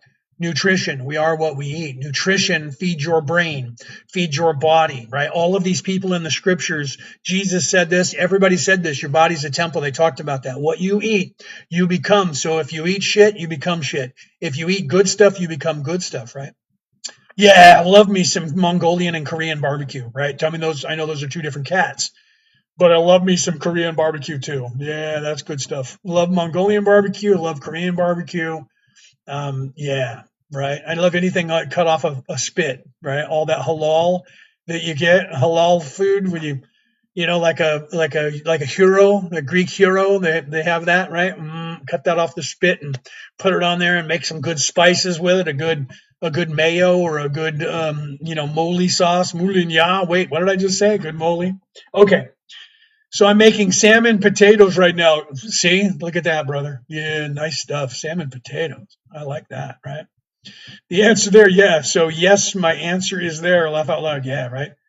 Do we contact through the email? Yes, Cindy. If you want more information on anything that we teach, or if you want to learn like the Defense Against the Dark Arts, we took off 3 weeks and didn't do any Defense Against the Dark Arts classes. We're going to be doing courses here in July and going into August. This is super popular because everybody needs to know the Defense Against the Dark Arts. If everybody, they should be teaching this to our children before they're 10. They should know this information. Okay. So we're teaching that. If you want to learn Reiki 1, Reiki 2, or Reiki 3, or just a Reiki Attunement, you just want Reiki healing, we do that as well. But if you want to learn anything else, we do life coaching and spiritual life coaching, right? So we teach all of the clairs, right? We teach everything that if you want to learn psychic abilities. But I always tell everybody, if you're in service to others, your best bang for the buck is learning Reiki, because that's going to unlock all of your psychic abilities, because that's just kind of what happens when you become a Reiki master, because you dedicate yourself to healing others, and that's going to unlock intuitions in yourself, right? So what does that stop you, Freemason? What'd you say? Stop you, Freemason? No, I'm not a Freemason, but I am a Knight of Columbus. I was knighted by the Holy Roman Catholic Church. So the Freemasons worked for our ancestors, because the Temple Knights and the Freemasons, the Freemasons used to be Masons who worked for the Temple Knights, and the Columbian Knights were created by Temple Knights, descendants of Temple Knights. So yes, if you whatever, and make sure you put your handle, make sure you put your Cindy on your, because I don't know if that's your actual name, because some people have different names on their TikTok. So make sure you say I'm Cindy. This is Cindy from TikTok. But yeah, right here, merlinandmaeve@gmail.com. Email that, and whatever if you just want, give me more information on what you have. We'll give you a whole freaking page of what we teach here at Merlin and Maeve. We teach everything to help you wake up. We teach you nutrition. We teach you what to eat, when to eat it, what not to eat. The Christ oil, all that's in my book. The nutrition part isn't. That's in the next book that I'm writing, because we're upgrading that as we go. So we're trying to get as much of that information in there. I love that little forgotten one. Stop, you Freemason. No, I'm not. So if you're one of those zealotry, one of those Christians that are indoctrinated, you'll probably hate me even more, because I'm not a Freemason, right? The Masons worked for the Temple Knights. Yeah, they did. They were the Masons were the actual guys the Freemasons who worked to build all of the churches and all of the stuff for the Knights. And then most of them ended up becoming knighted as well. You can look that up in the history. Yeah, so the Freemasons that are alive today, Freemasonry, that was originally created by the Freemasons who were Knights Templars. Yes, they were Temple Knights. So but when they all got disbanded, they all had to go underground. So the Freemasons who were already Masons, who were doing masonry work, they just continued doing what they were doing and called themselves Freemasons. They were Masons. So they just went to that portion of it. So if you know anybody who's a Freemason today, you'll find out that as they move up through the Freemason categories, that they learn about being connected to the Temple Knights. Yeah, the Templars. And then the Templars were recreated by descendants of the Temple Knights, by Sinclair, as a matter of fact, the family members who were the last in charge of the Temple Knights. And as a Columbian Knight, the Knights of Columbus were created in 1860. I think it was 1860 when they were created, and that was by Father McGivney, a Catholic priest who was actually a descendant of a Temple Knight, and they created the Columbian Knights, the Knights of Columbus, and they were added into the church as the only holy order. And I think the Knights Templar are soon to be back.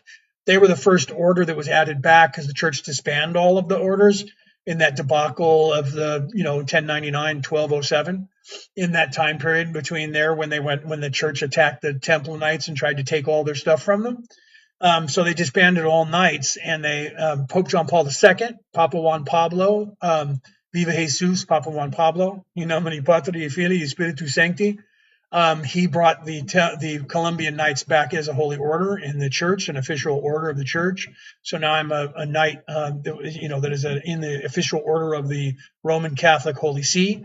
And the Temple Knights just rode in on horseback a few months ago into the basilica and went in and had a meeting. So I think they're trying to get back as an order, right?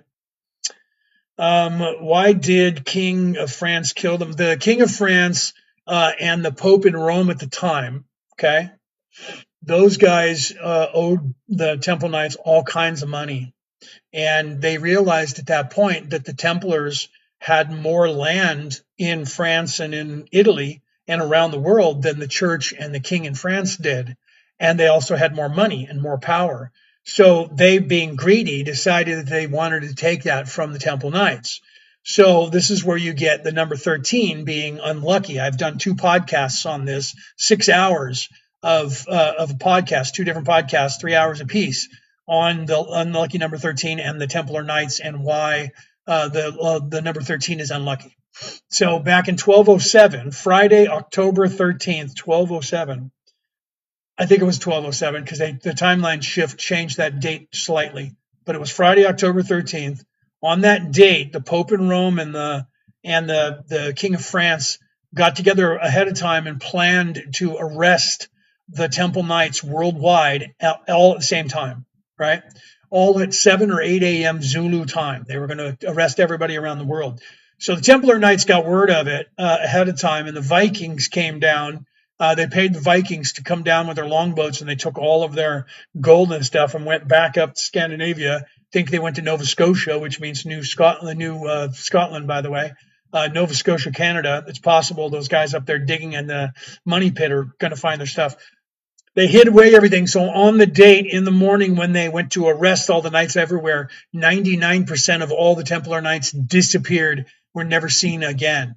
That the church is aware of. They took all of their wealth, all of their land, they took all of their ships, all of their troops. So they confiscated the land because they weren't there to stop it, but they didn't get any of their wealth, they didn't get any of their land titles, they didn't get any of their stuff. Then different things happened, like Scotland became free, Switzerland became a country. And if you look up those histories of how that happened, like specifically the Battle of Bannockburn, the one that you hear about in Braveheart, if you watch the movie, they stop short of showing you the Temple Knights. You should look into the actual history of the Battle of Bannockburn and find out what happened, and you'll find that some knights rode in out of nowhere and saved the day. So then the banking system that we're using today is the Templar banking system, Swiss banking system. So the country of Switzerland became taken over by Temple Knights. You have the Knights of Malta, who are still around to this day. A few other orders that changed their name into a different name, and they kept all their stuff. So there's a lot of documentaries you can watch on that. There's even a show on Gaia where they have the Scott Walter, who is a rock hound, who he and I used to commune via email. I haven't talked to him for about 7-8 years, but we used to. He is on Gaia hosting a show about the Temple Knights. I haven't watched watched one episode, but I know it's there, and he has the Templar Knight Grandmaster on there. No, that was just the church used. Layman said, or L Man said, do they really worship Bahamut then? No, but what are the Columbus Freemasons? No, the Columbian Knights, and then I'll get back to Layman. The Columbian Knights are Catholic, Roman Catholic, so they're not Freemasons. In fact, officially, the Roman Catholic Knights of Columbus do not like the Freemasons, and for some reason think that they're evil, right? But not all of the Knights of Columbus do. But officially, they're not friends. Right, but I have personal friends that are Freemasons, and I have also personal friends that are Knights of Columbus, right, family members as well. So no, the Knights of Columbus are not Freemasons. They're a holy order of the Roman Catholic Church. They're a knight order, the only official order of. There's over 2.5 million knights worldwide. Yeah, we're in every country. Pardon me, we're in every country. We're in every military. We're even in like some governments that people don't know about. So getting back to the question that Layman said, he asked, did they really worship Bahamut? No, they didn't. They were accused of that. Yeah, the accusations that the church used at the time were a standard, just like you see in politics today, where the Democrats and the Republicans fight at each other, and you can always tell who's talking by the same rhetoric that each one always says. Right? They always point the finger at each other, but they always accuse each other of certain things, and that's a tell, right? So the church back then would say you were worshiping a skull and peeing on the cross, and you were stepping on the cross, and these kind of things, and worshiping devils and demons. They always use the same things, right? I probably do. Thank you, baby. I was thinking about that. I have some cookies right here, and I was thinking that very thing. Thank you. My wife just popped in and said, "You need your sugar, baby." She's noticing that my blood sugar level is getting a little low because I've been on here now for 2 hours, and most people who are channeling don't channel this long. So I think you're right. I have some cookies here, and I also have my energy drink and some coffee. So I'm going to drink some coffee. Thank you. That's my wife, Brooke, right there, by the way. Drink some coffee. I'm going to open up this cookies here. I brought some cookies out, but I didn't open them. So I'm going to open up this bag and eat a cookie while I'm talking to you guys to get my blood sugar level up. Otherwise, I get a little crazy. And King Solomon, the Freemasons worked with demons. Yeah, if you look at King Solomon, that he had, he claimed that he was using, necromancy and stuff like that, and getting demons to do work for him. You're absolutely right. Some of the rites, I've read a lot of the Solomon creeds and the stuff that Solomon had written in his books and stuff, and there's a lot of that. They were doing a lot of dark magic. There was another video that I just watched. It was also on, I think it was on Tucker Carlson, but don't quote me. And there was a priest from the Eastern Orthodox Church, he was on. He had long hair, a big guy, right, heavy set guy with a big beard and mustache and long hair, and had the. You can tell by the cross that it was Eastern Orthodox. He's one of the more famous Eastern Orthodox Christian priests, and he was talking about all of that in an interview just not too long ago. Right, I think I know who you're talking about. I can't think of his name right now, but he's famous. You read his name to me, and I'll tell you that's him. And he was talking, and I don't know if it was Tucker that he was on. He was on somebody's show. Could have been Sean Ryan. Could have been. It wasn't. It might have been. I don't remember. It was on one of those. Like it wasn't on. It wasn't on what's his name, Rogan. So it must have been Tucker Carlson, the TCN show, or on Sean Ryan, one of those two shows. I think it was Tucker though, and he was talking about the churches and how the progression of the kings and how they were using to this day Satanism to breed with that sexual right energy. By the way, that I was talking about, you guys saving for yourself so that you can uplift your mind and expand your consciousness. And they're actually using that on the kings to make sure that, and they have demons possessing these women that these kings breed with to make sure that they bring in a negative, evil spirit, somebody who's self-serving, to be the child of a self-serving king, to keep all of the families and all their lines of succession in place around the world. So that's another documentary you guys might want to be looking at, right? I think I found that one on your Facebook. Yeah, I think I've linked that one, Phyllis. I think I linked the one from today with Michael, what's his name, Nails. I don't remember if I linked that, but I'm pretty sure I linked the link to with the guy from the Eastern Orthodox Church. If you go down a few days, like a month, you'll probably find it, right? So I apologize. I'm going to take a bite of my cookie and eat that because I'm actually channeling right now. I'm actually talking to you as my higher self, and that burns up a lot of my blood sugar. And I've been on here for 2 hours now talking. Most people, if you go and see like Daryl Anka, his shows don't last more than an hour because this gets very taxing on the body. And my wife, who was at work, said I need to have something to eat. So I'm going to take a bite of my cookie and chew on it. And I apologize to anybody who gets offended by a human sitting on a camera eating.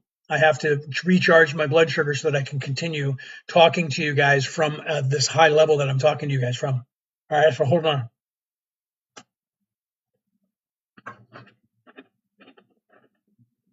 But please ask me questions and tap those screens so we can get some more people in here, and make sure you ask your questions, okay? Right, Phyllis? Yeah, if you scroll down my page a little bit, I think I linked that interview. I was born in the United States of America, Edberto. I was born in the United States of America in the San Francisco Bay Area. I am currently in New South Wales, Australia. That is where I live now. I apologize. I'm going to eat a little bit more of this cookie, okay? So please ask your questions. Yeah, that's why my accent is not Australian, but I am in Australia. Well, I'm just down 2 yogurts, right? I was eyeing the peanuts. I can't eat peanuts anymore. I wish. I can eat the peanut butters, but I can't have the chunks of peanuts. I ate too many peanuts when I was younger, and I have diverticulitis problems.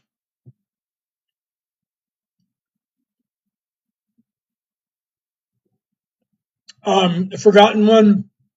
The evil people are going to try and do that, but they're not going to ever succeed in doing right. He says that the Freemasons in the Bible, right? And the Freemasons and the Jews complete the instructions in the Bible and create the relations events. No, there's a lot of stuff that they're trying to look at, right? How did you channel your higher self and raise your consciousness? That I talk about that in this book right here. How you do that is, that's what the podcast has been about so far until we get off on another subject. The foods that you eat, we call them ascension foods. Okay, if you get the right nutrients, the minimum amount of the right nutrients that go into your brain actually expands, and you actually expand in your consciousness. When you do that, your IQ actually goes up. When you meditate, with all the techniques from the Middle East and the Far East in meditation, which has now come out to the West and people are learning it. Meditation and prayer is the same thing that your brain goes through. Thank you for that, Lisa. Thank you for that. As you do these things and you meditate, it raises your vibration. Your personality gets pulled up past the thinking mind, past the ego on the left shoulder, or the conscience on your right. That's the devil on the left shoulder, and the conscience and the angel on your right shoulder. Those are aspects of your consciousness, right, that give you this duality of light and darkness, by doing dark things and doing good things, by stealing or lying or cheating and not. Those are the voices in your head that are dual aspect of yourself, and your thinking mind does the thinking that that your personalities are coming up with. You are not this pain body. You are not this thinking mind. You are an immortal soul, an immortal spirit that is energy, that is light, that is not residing in this body. Okay?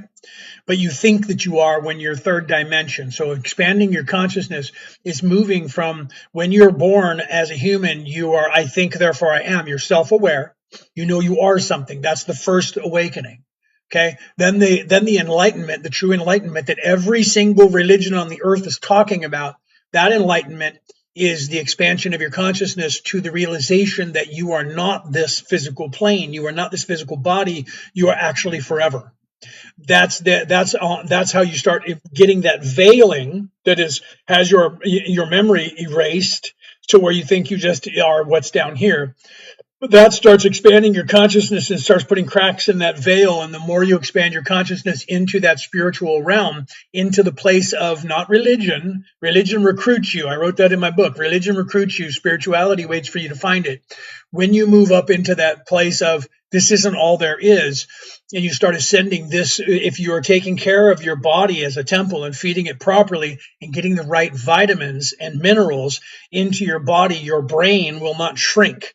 Because the humans on this planet currently, your hippocampus and your brain shrinks like 24%. Your hippocampus gets smaller. As you get older, and by the time you become unalived at whatever age you are as an old person, your brain is smaller than it was when you were born. And why is that? Because you're not given the nutrients that you're supposed to. Bad people know about this. I call them the controllers in this book. This is the true story. Okay, so you can, by tracking this oil in your body, which is called the Christos, the Christ oil, has nothing to do with Jesus, although Jesus was coming as a representation of that to teach it. So did Lao Tzu, so did the Buddha, so did Moses, okay, so did Thor, whether you believe it or not, okay, so did many other people, Marduk, many other people came here to teach you this stuff. All religions knew about it. Okay, they all knew about it. I talk about that in this book right here, The Reality About Reality, Returning to the Old Ways. There's other books out there, and there's other people that talk about this. You track this Christ oil, it goes down your spine and up your spine once a month. If you track that and you take care of that, it expands your consciousness naturally. If you feed your body and feed your brain the proper nutrients, it doesn't shrink. It actually increases in size. You get smarter. Your IQ goes up. Your vibration goes up. Your mental awareness becomes more acute. And all of the mind wiping and the Jedi mind trick that they're doing to you down here and the distractions to keep you in the physical no longer has an effect on you. And you can see through their lies and you start realizing what's going on. Once that happens, you will expand your consciousness and you'll realize I am an immortal soul. Then at some point, you're going to go, well, if I'm immortal and I'm not Leonard O'Neill because that's the physical body, then who am I? That's when you start getting into asking the question of not only realization, 4D, I am an immortal soul, but 5D, okay? No sex during the 3-day time period, yes. Right. Moses is the exact same story, Lloyd. You should look into the Moses story and the creation of Moses. Moses was born how? Moses ended up in a basket going down a river. There's other stories that have that same thing. The reason Moses was named Moses is because of the same thing. I'll call you Moses because we found you in the water. Moses then went and decided that he sacrificed himself from on high. Okay, the Hebrews they won't tell you this, but this is the actual hero story of him doing this. He was, because he was Jewish, they didn't know he was Jewish. He was raised as an Egyptian, a prince. But then he found out that he was not, that he was Hebrew. So he descended into the pits, descended down in station into the pits. And then he was found out. They found out about him, took him before the Pharaoh, and then they sent him out into the desert to become unalived. He wandered the desert, and depending on which scripture you read, you'll find that at some point he fell down as if unalived, but God rose him up and made sure that he had figs to eat, right? Or was it figs? No, it wasn't figs. It was um, the fruit of the palm tree. Is that a fig? No, it's not a fig. I can't think of what it's called right now. So he didn't. So he basically gave himself up and kept going because God told him to, until he fell down as if unalive, but he wasn't. Then he woke up. He was revitalized. He still hadn't talked to God yet, but he was revitalized. And then he found his way in this new land. And then he ended up seeing God, who sent him back. So God then lifted him up. It's the same story. Then sent him back. And you have originally, and you should look into this, Lloyd, because you and I have talked about scripture. Originally, there was only 7 plagues of Israel, and the Israelis, the Jewish people, added 3 more to make it 10. Okay, there was originally 7. That's the 7 chakras. So the 7 plagues of Israel is actually how to balance the chakra. The Hebrews did what God said. They were in service to others, and they did that thing. So if you look at all these plagues as, do this, if you do this, God will not punish you, but if you don't, God will punish you. That's the letters to the churches that came out of Patmos, that is in the New Testament. The letters to the churches that came out of Patmos is the same thing. I think what you were on air when I talked about that, right? So it was a fig tree? Okay. So yeah, it was a barren fig. Thank you. It was a fig tree, right? It was a barren fig. So, okay, so he actually survived off of that, though he was eating these figs that weren't even actually ripe yet. But he ate those and he didn't become unalive. So then he went back across the desert, right? Back over him was God's voice. And he said, do these things. God says, do these things, or else you're going to get into trouble. And all of these plagues happened. Pestilence, they were all the same plagues of what happens if you don't balance each chakra. So the first plague of God was not balancing the red ray root chakra. And it's the same as the first letter to the churches. First letter to the churches that came out of Patmos, the first church, the first letter to that church, and the red ray root chakra are synonymous. And if you balance and do what God says, then you get into heaven. It's the Egyptian Book of the Dead, where you have to have the gates, the name of the gatekeeping god, or whatever you wanted to call it, demon. And there are 7 gates that you have to go through to get to heaven. And you need to know the secret to give that person. You need to know the name and the riddle. And then you get to go to the next gate on the boat on the way back to heaven. It's all about balancing your chakras. So Moses went through the same process, slightly different than Jesus did, because he didn't end up on a cross. Okay.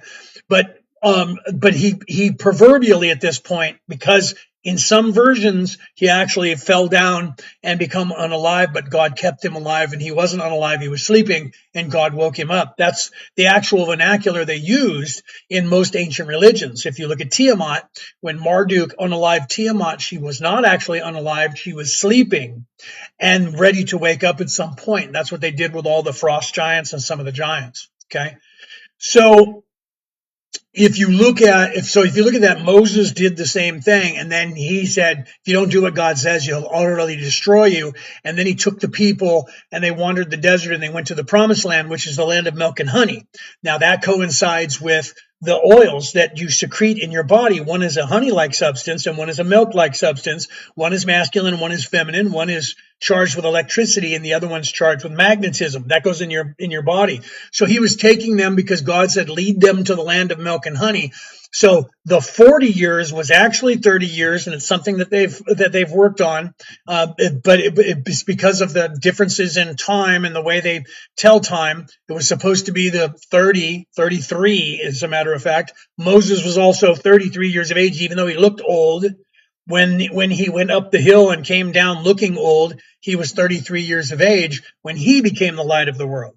The same as, so the story's slightly different, but if you're actually because you're a theologian If you're reading the different religions, you should be reading and seeing how those stories are. So the story of Moses being in the basket and going down the river was the same story as Immaculate Conception. They don't know who the mother was, but he was sent by God to be the Savior. That story is also in the Colburn Bible, Colburn with a K, that's in Scotland. The scrolls that are in that Bible came out of Egypt with Moses during the Exodus. Those scrolls ended up back in the New World, and monks from Scotland found them and got copies and took them back to Scotland and added them to the Bible. Because in the sagas from the Viking sagas, story of the sword and the stone is the same, by the way. The sword and the stone is your spinal column going down into the stone, but it also has the savior character that has to go down a river. Okay, so it's the same thing, but that story isn't the story of Moses. The Egyptians claim that story was prior to Moses. So that's why some people say, well, they just borrowed that story from an older civilization and had Moses go down the river. Okay, and that was the same thing of, think about this now. Moses, I think we talked about this before. Moses was supposed to be born, and the pharaohs knew about it, and so they had all of the Hebrews go to their place and be counted so they can find out the firstborn sons. Same story of Jesus and Joseph and Mary had to go back to their hometown to be counted, because the king at the time, the Hebrew king, I think it was the Hebrew king. Yeah, it was Herod, the senior. Herod the Elder, he had heard of a time when there was supposed to be a savior who was going to end his reign. So he wanted to know who the firstborn sons were, because he was looking for Jesus, but he didn't make it back home. He ended up in the manger and was born there. Same kind of storyline. Moses did the same, but instead of traveling with mom and dad, he was given up to the river and sent down the river, and he was taken out of the river. In the same way, Moses went down the river, down the spine, to Bethlehem. That's what they called that part of the spine, the five vertebrae that are fused. I talk about it in this book, that are fused at the bottom of your thing, right? So, yeah, that Moses was the representative or earthly proxy, yes, of God to the Israelis in Egypt. Yeah, so you're understanding what I'm saying. So he went on that same selfless hero journey to become Christed by God, and to deliver the people out of darkness into the light. So it's the same story, but 4,000 years earlier, or 3,000, however many thousands of years that was. I think it was 2,000 or 3,000 years earlier in the time of Moses, for the Hebrews, for the Israelites, and then Jesus was reenacting that the same way that Marduk prior to that was reenacting that, and the way these different deity figures, Thor reenacted it in those sagas, and the religion of the Vikings is older than the Christian religion. Okay, they just didn't write it down until the 1100s. Before that, it was spoken. Doesn't mean it didn't exist. It's just that obsession that is still today, that if you don't have a piece of paper with something written on it, it's not real, thinking that it has to be written down or it doesn't exist, so let it be written, so let it be done. The same thing with today in the modern day. We need the American government in America to tell us aliens exist or they don't exist, because the Americans haven't disclosed it to us yet, right? It's not like we can't look up and go, look, that's like an alien ship or something, dude. No, it's not. No, it's not. The government said it was not. Do you see my point? So if somebody just lies to you and says that's not the sun, are we supposed to believe that's not a star, right? So that's just crazy if you think about it, right? Exodus 9:12, but the Lord hardened the heart of the Pharaoh, and he did not listen to them, right? Well, it was a good thing, forgotten one, that because the Pharaoh basically kept everything going by not, saying, execute this man, right? And then if you're talking about the part where Moses was saying, hey, no, you got to stop doing that. And, out of your mouth will be the next plague on Egypt. And he didn't listen. And then he said, unalive all their firstborn sons. And then we had the creeping death, right? Yeah, right. And then he put hell upon the people of Egypt. Yeah. God did that. God, yes, you're right. Absolutely. That's my point. But who was God's voice on earth? Same thing, right? Jesus is the spoken word of God. Jesus is the voice of God. Therefore, he is the God. It's the Trinity, right? The Father, the Son, the Holy Spirit. In nomine Patri, Filii, Spiritus Sancti. Okay. He's the Word of God, and Jesus was the Word, and the Word was with God. Therefore, Jesus is God. Moses was the Word of God. He said, Lord, when he told him up on the mountain, go back and say these things to Egypt. Lord, I don't have the words. I don't know what to say. And God said, fear not, I will be your words. I will give you the words. So he became the Word of God now. Moses was the Word of God, and God was speaking through Moses. It wasn't Moses talking. When he went and talked to the Pharaoh, God was telling him what to say. God was speaking through him, so he became the Word of God. It's the same story. Jesus became the voice of God. Moses was the voice of God. It's just a different telling at a different time period for different people, but it's the same. It's the same thing. As a theologian, most theologians should be looking for that, but instead they're looking for similarities in a scroll and then saying they must have borrowed this story. What if they didn't borrow the story? What if the story is being retold by the same Spirit coming down here, by the same Creator sending down someone in physical form to represent the Creator in different places at different times with different names, telling the story slightly different because it's a different people in a different time in a different place who speak a different language and have a different culture, but telling them the same story in a way that they can understand. What if that's what's happening? Not the other way around, and then somebody picked up a scroll that some guy wrote 10,000 years ago, and they went, that's a good one, but we got to change that God's name and that God's name and this God's name. Okay. But here's the scary part. Let's say this is like the Big Bang Theory and spermiation. Let's say that some dude sat down 100,000 years ago and wrote that story. That story meant so much to this earth that it's still being told today the same way. Okay. And that's what I say to every theologian when we get into this conversation. It doesn't matter. The message is the most important thing, not who wrote it first. Because when you get to the first guy, is he going to go, I, Ezekiel, aka hoka haka, cuckoo kaka kaka, wrote this story first and we're going to believe him? And this story is, and then you're going to read the story that's going to be a different version of the Christ story from around the world. And you're going to go, well, that guy claims he was the first one. I don't think he really was. Because you could always just say that because we're not backwards in time. So then they're going to go, yeah, well, we found an older scroll, but this guy claims he was the first one. Chances are he's not. Let's keep looking, because that's all they do. Why is that? Because they don't want you looking at what was written. They don't want you studying what was written, right? Just as the apostles were vessels and by God speaking his word. Yes, the same. Okay. Right, Lloyd? The same. So you have to realize that we're supposed to, as below, as above, so below. We are supposed to emulate that which is the spiritual way out of here. Okay, you can believe me not and stay in 3D for all of your eternity. And I don't care. I'm not here to be the Christ. I'm not here to save you. I have tools. And I'm going like this. Here's a tool. Here's this right here is a coffee table in front of us. On that coffee table is a key. That key works in the only door in this room that someone keeps telling you not to go out. When you get tired of sitting in this room, pick up that key, walk over to that door and unlock that door and watch how many people tell you don't go open in it. Don't open that door. Don't open that door. It's going to get you. It's the Leviathan. It's the dragon of the North Sea. It's a demon. It's the devil. It's anything bad. Don't open it. Lilith, Satan, boogeyman, whatever. Don't open it. It's going to get you. Going to eat you. Aliens, whatever you believe, it's going to make you afraid. That's what it is. And you can go and sit back down and leave that door sitting there until eventually you're going to get up and walk out that door. And when you do, you're going to find out that's all you had to do. That's all you had to do, right?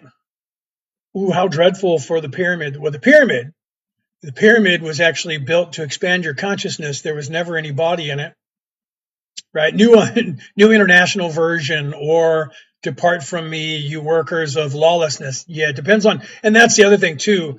Forgotten one is, that each version of that, whether it's the KJV, and now they have the new KJV, from what I understand, I haven't read it, the Ethiopian version, the Eastern Orthodox version, the New International Version, the New American Version, or the Orthodox Christian, whichever one that you read, the wording is going to be slightly different because they're interpreting the words a little bit different, and they're trying to tell you, well, we're just doing that. I'm going to take another bite of my cookie. We're just doing that so that you understand it better.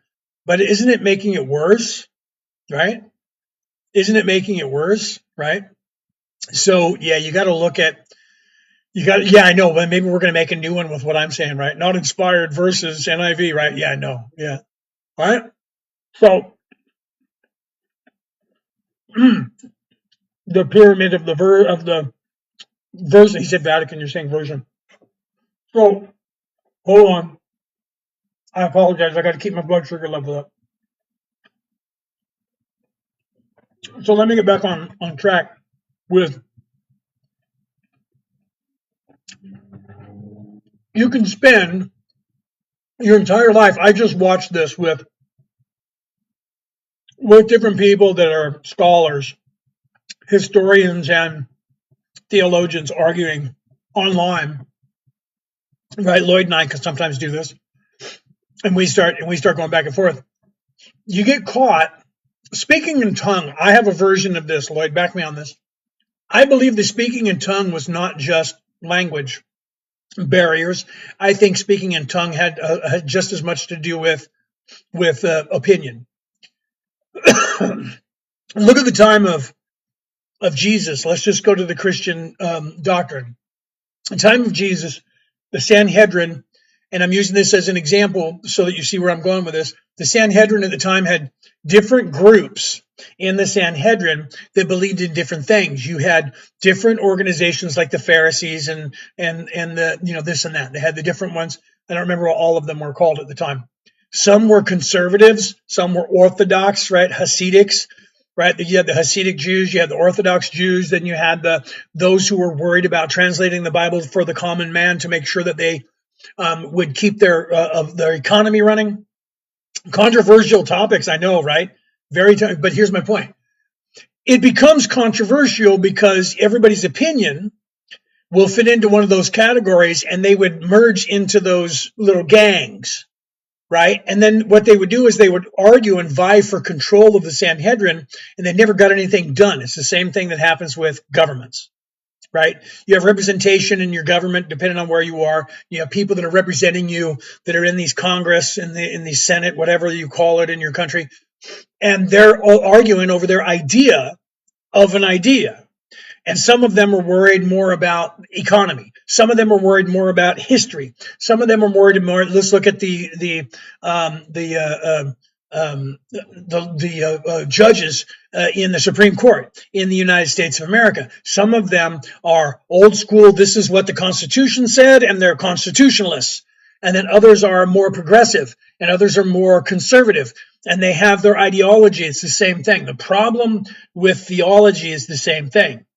You have apologists, then you have your orthodoxy, then you have your forward looking, and because of that, nobody's actually reading what it is. There's no one's looking at what is this all about. They're trying to interpret it from the standpoint of getting in an argument over linguistics. People, that happens in here, right, Lloyd? We've had that same conversation. And you've heard me talk about it. People get, Yahweh versus Jesus. That's the same word. It's just spoken in a different language. So the problem is that people do that and they get caught up not realizing what they're saying is the same word, right? It's like saying, you say the word twice. Like, what was it I was watching? And there was this it was in the movie Ripped, R-A-P-D, with Matt Damon and Ben Affleck. I think it was in there. And the guys that were investigating and the guys that were investigating said, your unit, and the unit was, what was it that it was? It was like the something unit, but it was an acronym. So it was, your narcotics, NYU unit.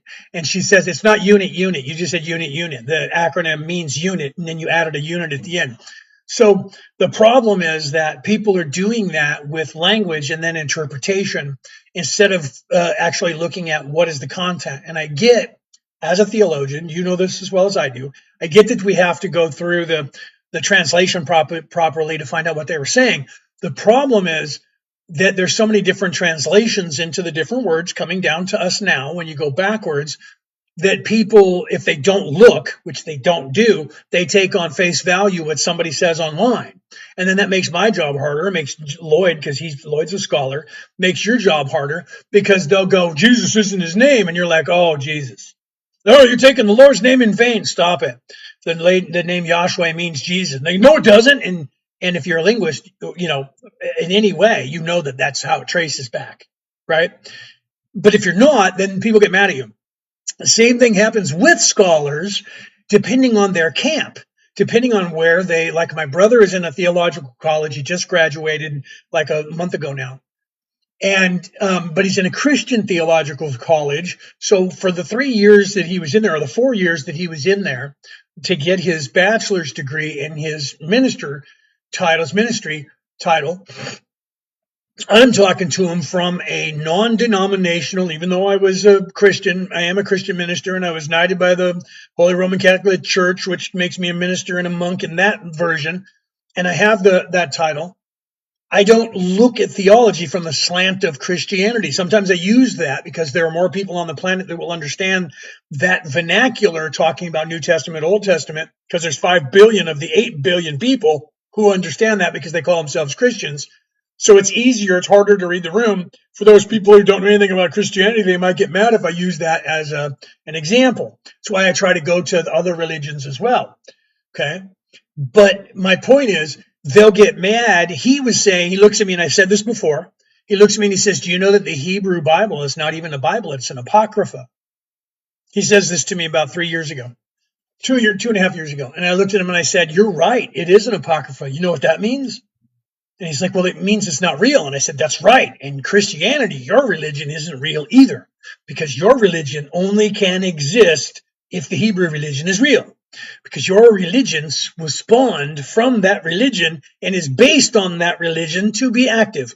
Jesus can't exist as anything besides a hippie unless he's fulfilling the check marks from the Hebrew Talmud that makes him a Christ, because they're the ones who foretold it in their apocrypha. And my brother went, wait. And I went, okay, so stop judging and start looking at content and what the meaning is, not who wrote it, when they wrote it, and whether it's true or not. Authenticate it as you go, and then say this is fake, or this is not real. But don't judge that and say, well, that sounds like this other one that I read from this other people. Okay, what if they were just telling you the same story by the same God in a different language, in a different time, in a different place by a different person? But the story seems pretty similar. So because it seems similar, these people want to say that they stole it. Okay, well, if they stole it, let's deal with that. If they stole it, it's because it sounded right.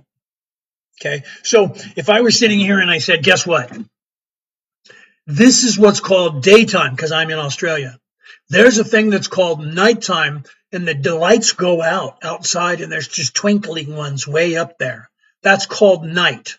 So if I write that down, and then you're experiencing it, and I hand you a piece of paper, and you go, hey, this is exactly what I'm experiencing too.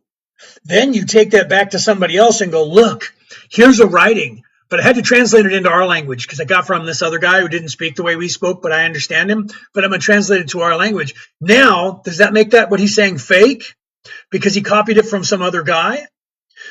Is what he's saying in there true or untrue? Does it make it untrue that now it's nighttime and there's a thing that's called darkness? No, it's still nighttime. It's still a thing called darkness, and he's trying to show you that someone else knew about that too. Okay, so that's what I try to tell people. In this book, I talk about that. That's what I try to tell people. I'm like, look, maybe you should pay more attention to the content of what's being said than who said it, when they said it, where it was written, and by who. Because it seems like they're all saying the same thing. When you get out of your own way and stop looking at who wrote it, when they wrote it, and who wrote the oldest one, what the fuck did they write? What did they write about? And you're going to find out that when you do that and compare those, like we just did with Moses, right, Lloyd? We went through that little thing. Moses and both being the Christ and the Word of the God. Without one had a crucifixion, the other one did not, but also had a unaliving and resurrection, and becoming the voice of God and leading everybody out of darkness into the light. It's the same story being told slightly different. But if you don't look at it from that standpoint, you would think those two people have nothing in common, except for Moses delivered the Talmud that became the Hebrew Bible, in which foretold of the coming of a Christ that claimed that they claimed didn't come, but theirs never came. Weirdly, are they still waiting for it? Because at the exact time their book said there was going to be a Christ, there was this guy who stood up. And there's 5 billion people who believe he was the one that came from that book. But the people who have that book say, nah, not yet, nah. Okay? They get very Aussie on everybody all of a sudden. And they go, yeah, nah. Or they go, not yet, nah. Right? All of a sudden they just go, no. And then I love to look at rabbis and go, well, then where did your Christ go? He just didn't show? He missed the bus? What happened? Because it was foretold for thousands of years on this day, at this time, and when people stood at that bus stop on that day at that time and looked up, dude came riding in on a burro, just like the book said he was gonna. So how could that not be the one? Because we couldn't control. I mean, because he was in our way. Because money, power. Never mind. Just pray, right? I mean, think about that, right? Just as I love this, I wish it would have been here sooner. Thank you, Jess. Right, but I mean, it's the truth. This is why I'm here, right? Somebody earlier said, you're the only person that's talking about this, like, so that we can understand it. That's why I came here. Okay, I came here to do just that. I'm gonna have to eat another cookie, guys, because now it's been another half an hour. So I got to get my blood sugar level up, or my blood sugar level will get too low, because I am coming from a very high place of. Thank you very much. Who gave me that? Jess gave me that. Thank you very much. And Lisa gave me that one before, and I didn't see it. Thank you for that earlier. Hold on, I have to take another bite of my cookie to get my blood sugar to get back up, because I've been on here now for 2.5 hours and I've only had one cookie in 2.5 hours. So I'm going to take another bite. I apologize for anyone who gets offended by this. Okay. Try to find me somebody that can channel for you for more than an hour without having to stop and get something to eat. Thank you very much. Love gave me that. I love you for that name. Love, what is that? Love remembers. Great name. Love that name. Okay. So, how do we get out of this matrix? The first step in avoiding a trap is knowing of its existence. Second thing to know is your focus determines your reality. Third thing to know is your body is a temple and you need to treat it as such. The fourth thing to know is you are not this pain body. You want to go to 4D? That's why I waited to the fourth thing for that. You want to get out of 3D and go into 4D? You want that? You have to wake up to the realization that this is not me. This is not who I am. This is an avatar. The first awakening is, I think, therefore I am. You wake up, you're in this world, somebody pulls you out, smacks you on the butt, you start crying, that hurt, right? I did a video on that from my last live. I posted that. You start crying, you're solidified in 3D. I think, therefore I am, ancient Greek proverb. That's the first step, your first awakening. I am alive and I am worth something. I don't want to just be unalived. I think, therefore I am. You're supposed to move forward to the realization of, I am something else besides this. I am, therefore I think. I am an immortal spirit that is forever, a light being that is forever, that is running this avatar. This is not who I am. When this shell passes away, I am still forever. That is 4D. That is your second awakening. That is the next awakening, the illumination that was promised by the Christ, by Jesus, but by everyone else. That is the illumination. That is the awakening. That is the promised land. That is the land of milk and honey. How do I get there? That's by realizing that the first step of a trap is realizing in its existence. That's how you avoid the trap. Realize you're in it. The second thing, you can get out of here because your focus determines your reality. What you focus on determines how long you stay here.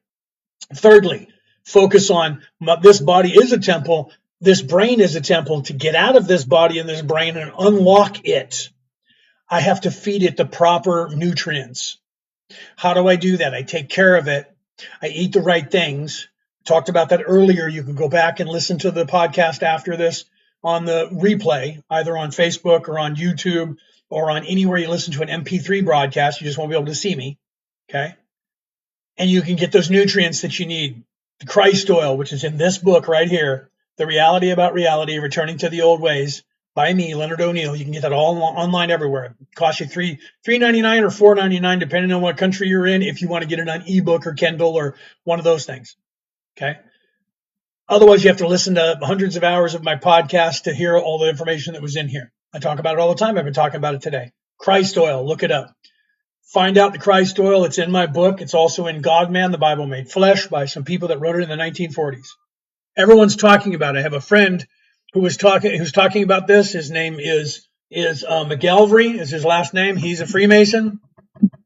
He just published a book just last month that talks about he even talks about the letters to the churches being the how to balance your chakras. Okay. He's a Freemason, though. I'm not a Freemason. I'm a Colombian Knight.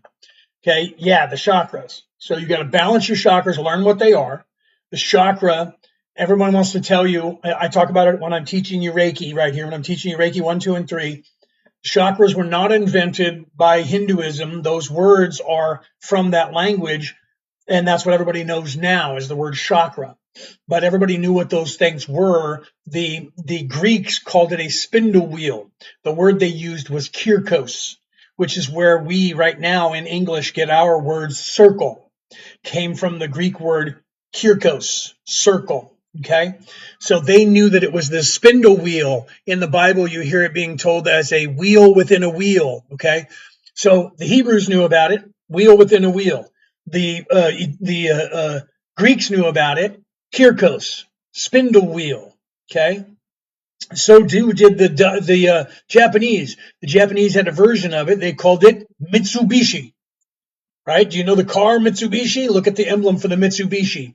Mitsubishi means 3 diamonds. Mitsubishi, 3 diamonds. 3 diamonds is the symbol for the car. The Japanese spiritual way is Mitsubishi. 3 diamonds. 1 diamond, bottom 3 chakras, physicality, physical plane, body. Upper chakra, 3 chakras of the upper part of the body, spiritual, mind, body, and soul or heart. So the 3rd chakra is the heart chakra. Okay. So the 3rd diamond is the chakra. You polish all 3 of those diamonds, Mitsubishi, balance those 3 aspects of yourself, mind, body, soul, and you will ascend to heaven. So they knew about it. They just didn't have individual 7 chakras. They had 3 diamonds, physicality, spirituality, the blending of the 2, body, mind, and soul. Okay. So literally every country in the world knew about it, and they wrote about it in their spiritual ways. I'm a theologian. It's my job to learn this junk, right? I love it, though. Talk about it all the time. My teacher, I wish them another scary, jealous Mason weren't scared to tell me the secret of a master, right? Well, the Freemasons, just like the Knights of Columbus, we also, like, I'm not supposed to tell you about all of the stuff we learn in the schooling. It's also a secret society, right? I'm not supposed to tell you about the knighting, because there's 4 levels of a knight in knighthood in the Colombian Knights to become knighted, right? So we're not supposed to talk about that stuff. And the reason that we're not supposed to talk about that is not that it is a secret that you don't get to know. It is because you're not supposed to know it, because you have to learn the lesson. It's the same thing with the Freemasons and the Knights Templars. If I cheat and tell you, you're not going to organically learn the lesson. And this is a great analogy. Here's an allegory for you. Okay. To learn the lesson to become a knight or a Freemason or a Temple Knight, you have to organically learn the lessons, or they don't mean anything. If I tell you what 10 times 10 equals, and it's on a test for you tomorrow, you're not going to learn. You're going to learn how to cheat and get that answer from somebody else, but you didn't get that answer on your own. Do you see? So the reason for these things where they don't want to tell you secrets is they know that you need to go through this process of learning these steps to make sure that you understand, not just learn something to parrot it. You can teach a parrot to go, asshole, asshole. Does that parrot actually understand what it's saying and what it means? Okay. Why is that parrot saying it? Because someone told it to say it over and over and over and over. So if somebody says jump up when I say the word jump, jump, jump, jump, just like the guys from the song, right? From the song, jump, jump, jump, everybody jumped. Do you understand what that word means? Why are you jumping? What does that word mean?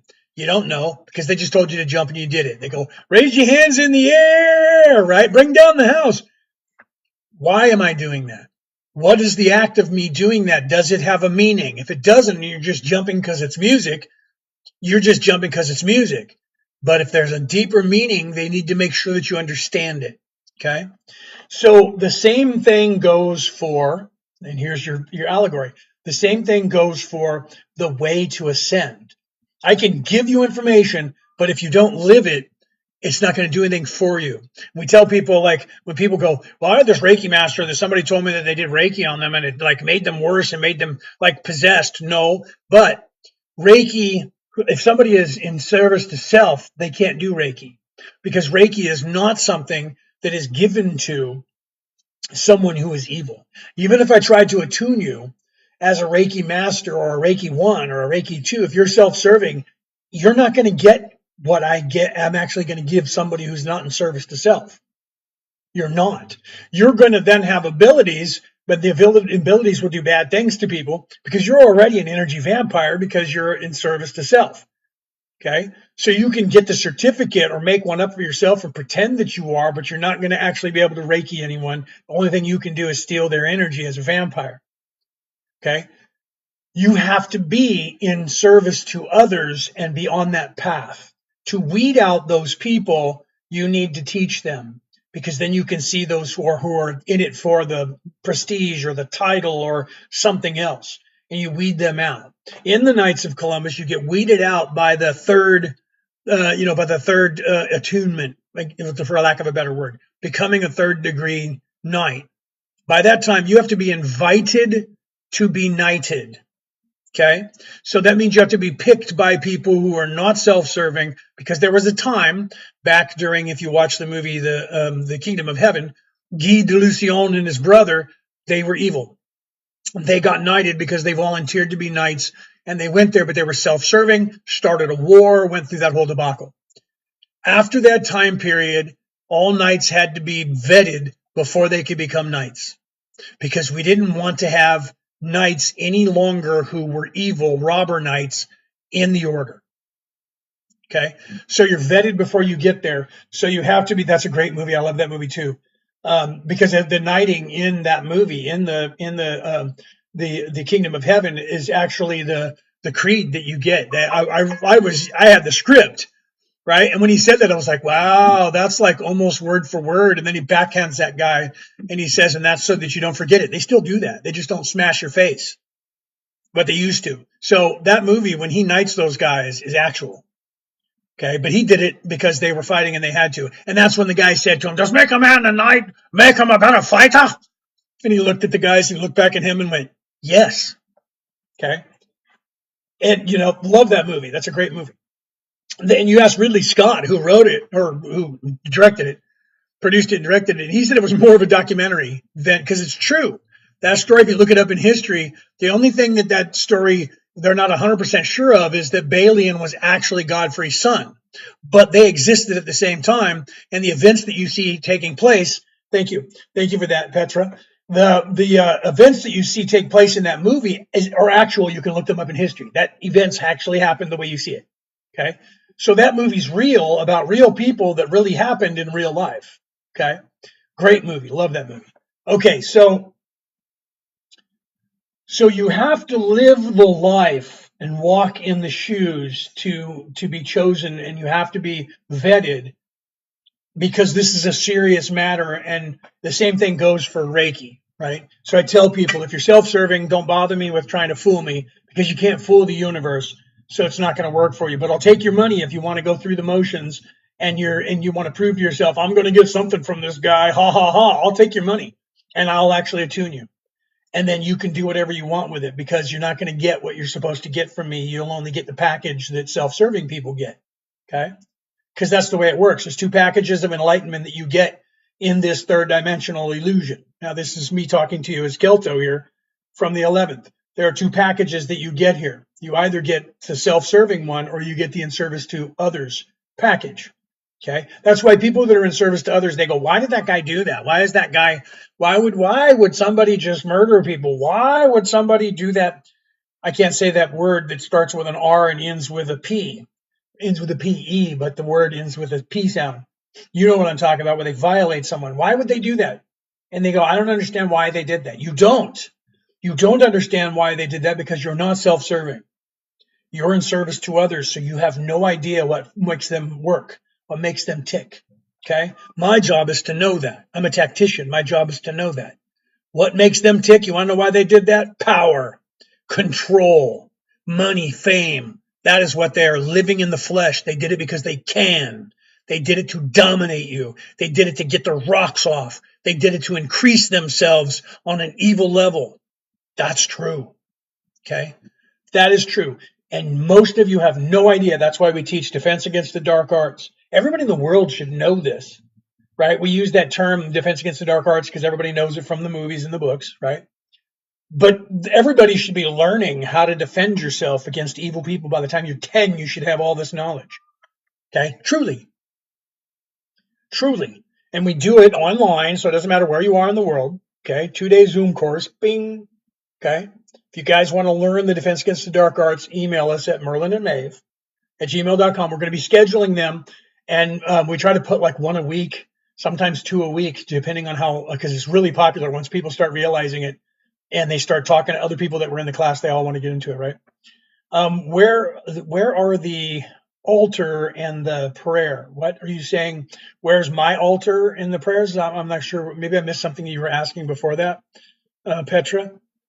So I'm not sure if that is taken out of context. I apologize if I missed something before that. I'm going to take another bite of my cookie here while I figure that out. If you have more of a specific question, please ask me, and I'll see if we can figure out what you were saying there.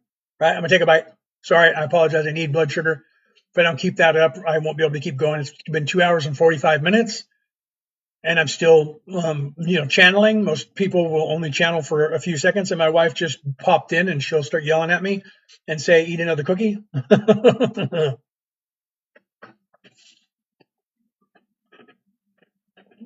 Who are the Jesuits? The Jesuits are an order inside the Roman Catholic Church, but what you hear the Jesuits are is probably not what they really are. Thank you, Jess.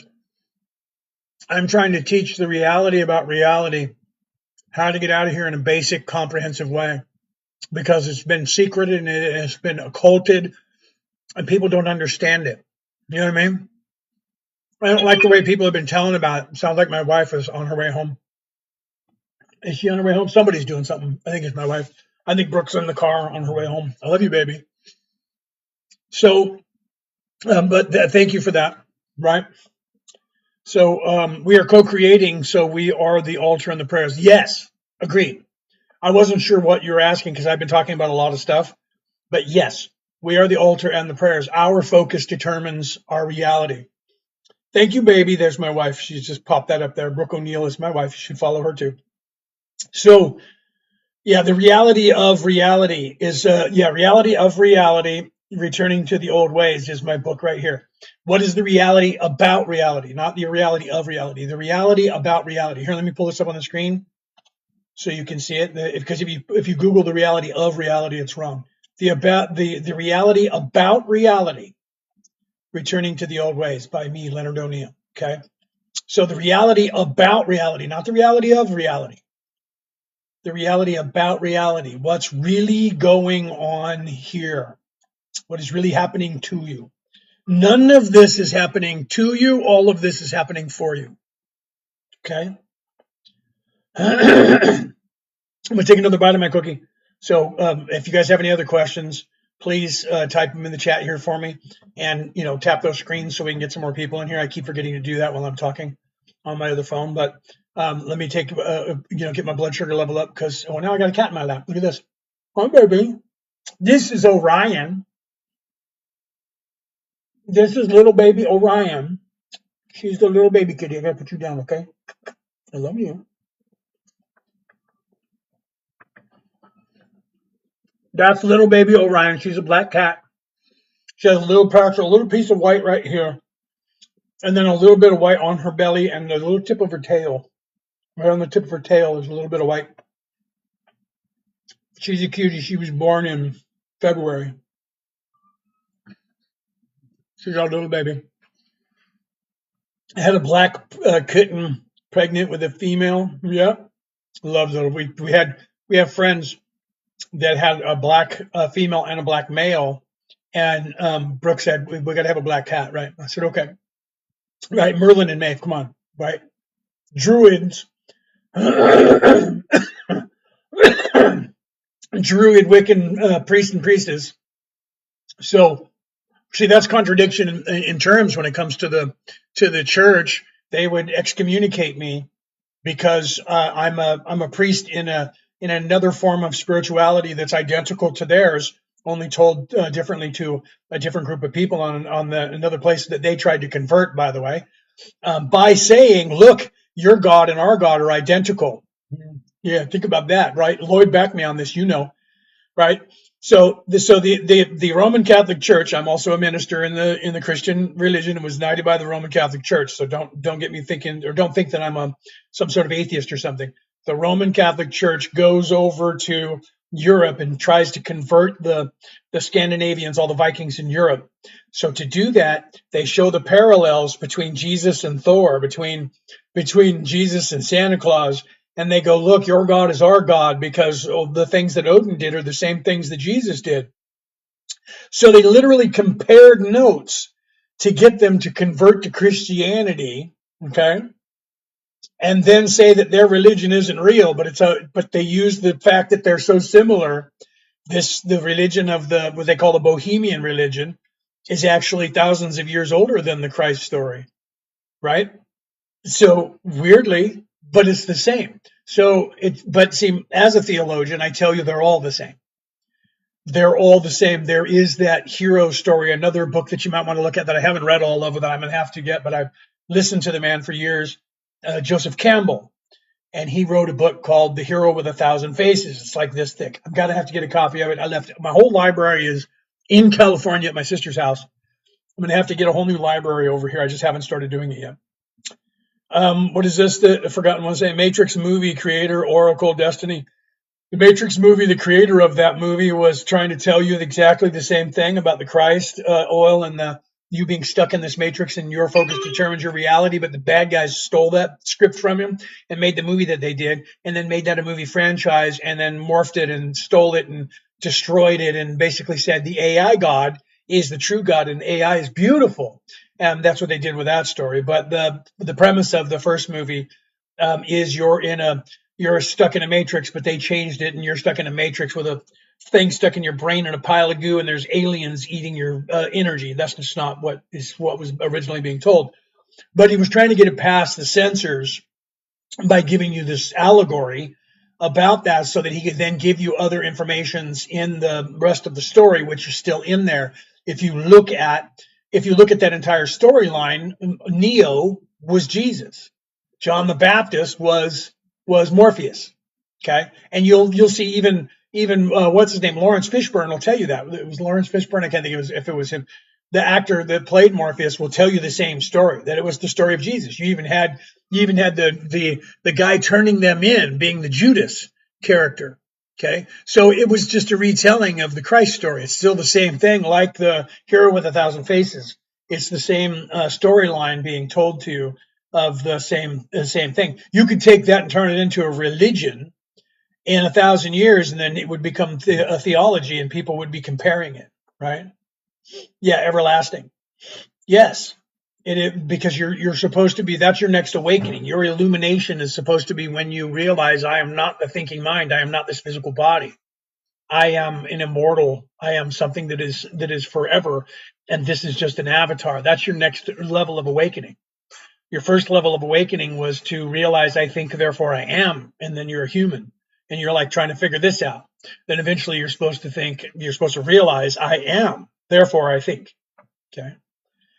What about Albert Pike and the 3 World War prediction? The World War, anything that's prophecy where they're trying to predict a third world war has been created, written and created. There's my wife. There's Brooke. Love you. So anything that's prophecy telling about a destruction of the world and all of that, that was created by the controllers. That's what I call them in this book. The reality about reality, returning to the old ways. They know that your focus determines your reality. Your focus, my focus, our collective consciousness, our collective focus determines the reality here.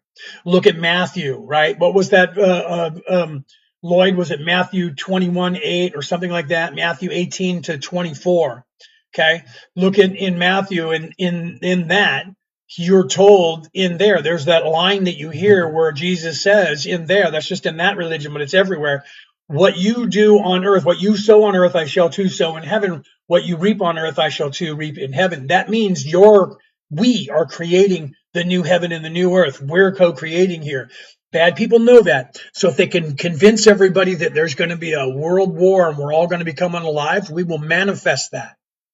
So anything that you hear where somebody is manifesting or trying to manifest destruction, that is done by evil people on purpose. God did not say that. Evil people said that God say that. That's just like they tell you, Jesus said, wait here, I'm going to go get a truck. There is nowhere in the Bible that Jesus said, hold on, stay here for a second, I'm going to be back, and there's going to be a second coming of me. It's not true. The line they use is also in John and Matthew, right after that other part. Okay. And that's when they say, when will the illumination happen? When will true enlightenment happen? And he says, I tell you truly, right? My Father said, I shall come like a thief in the night. They use that line and try to say that's where Jesus said he's coming back.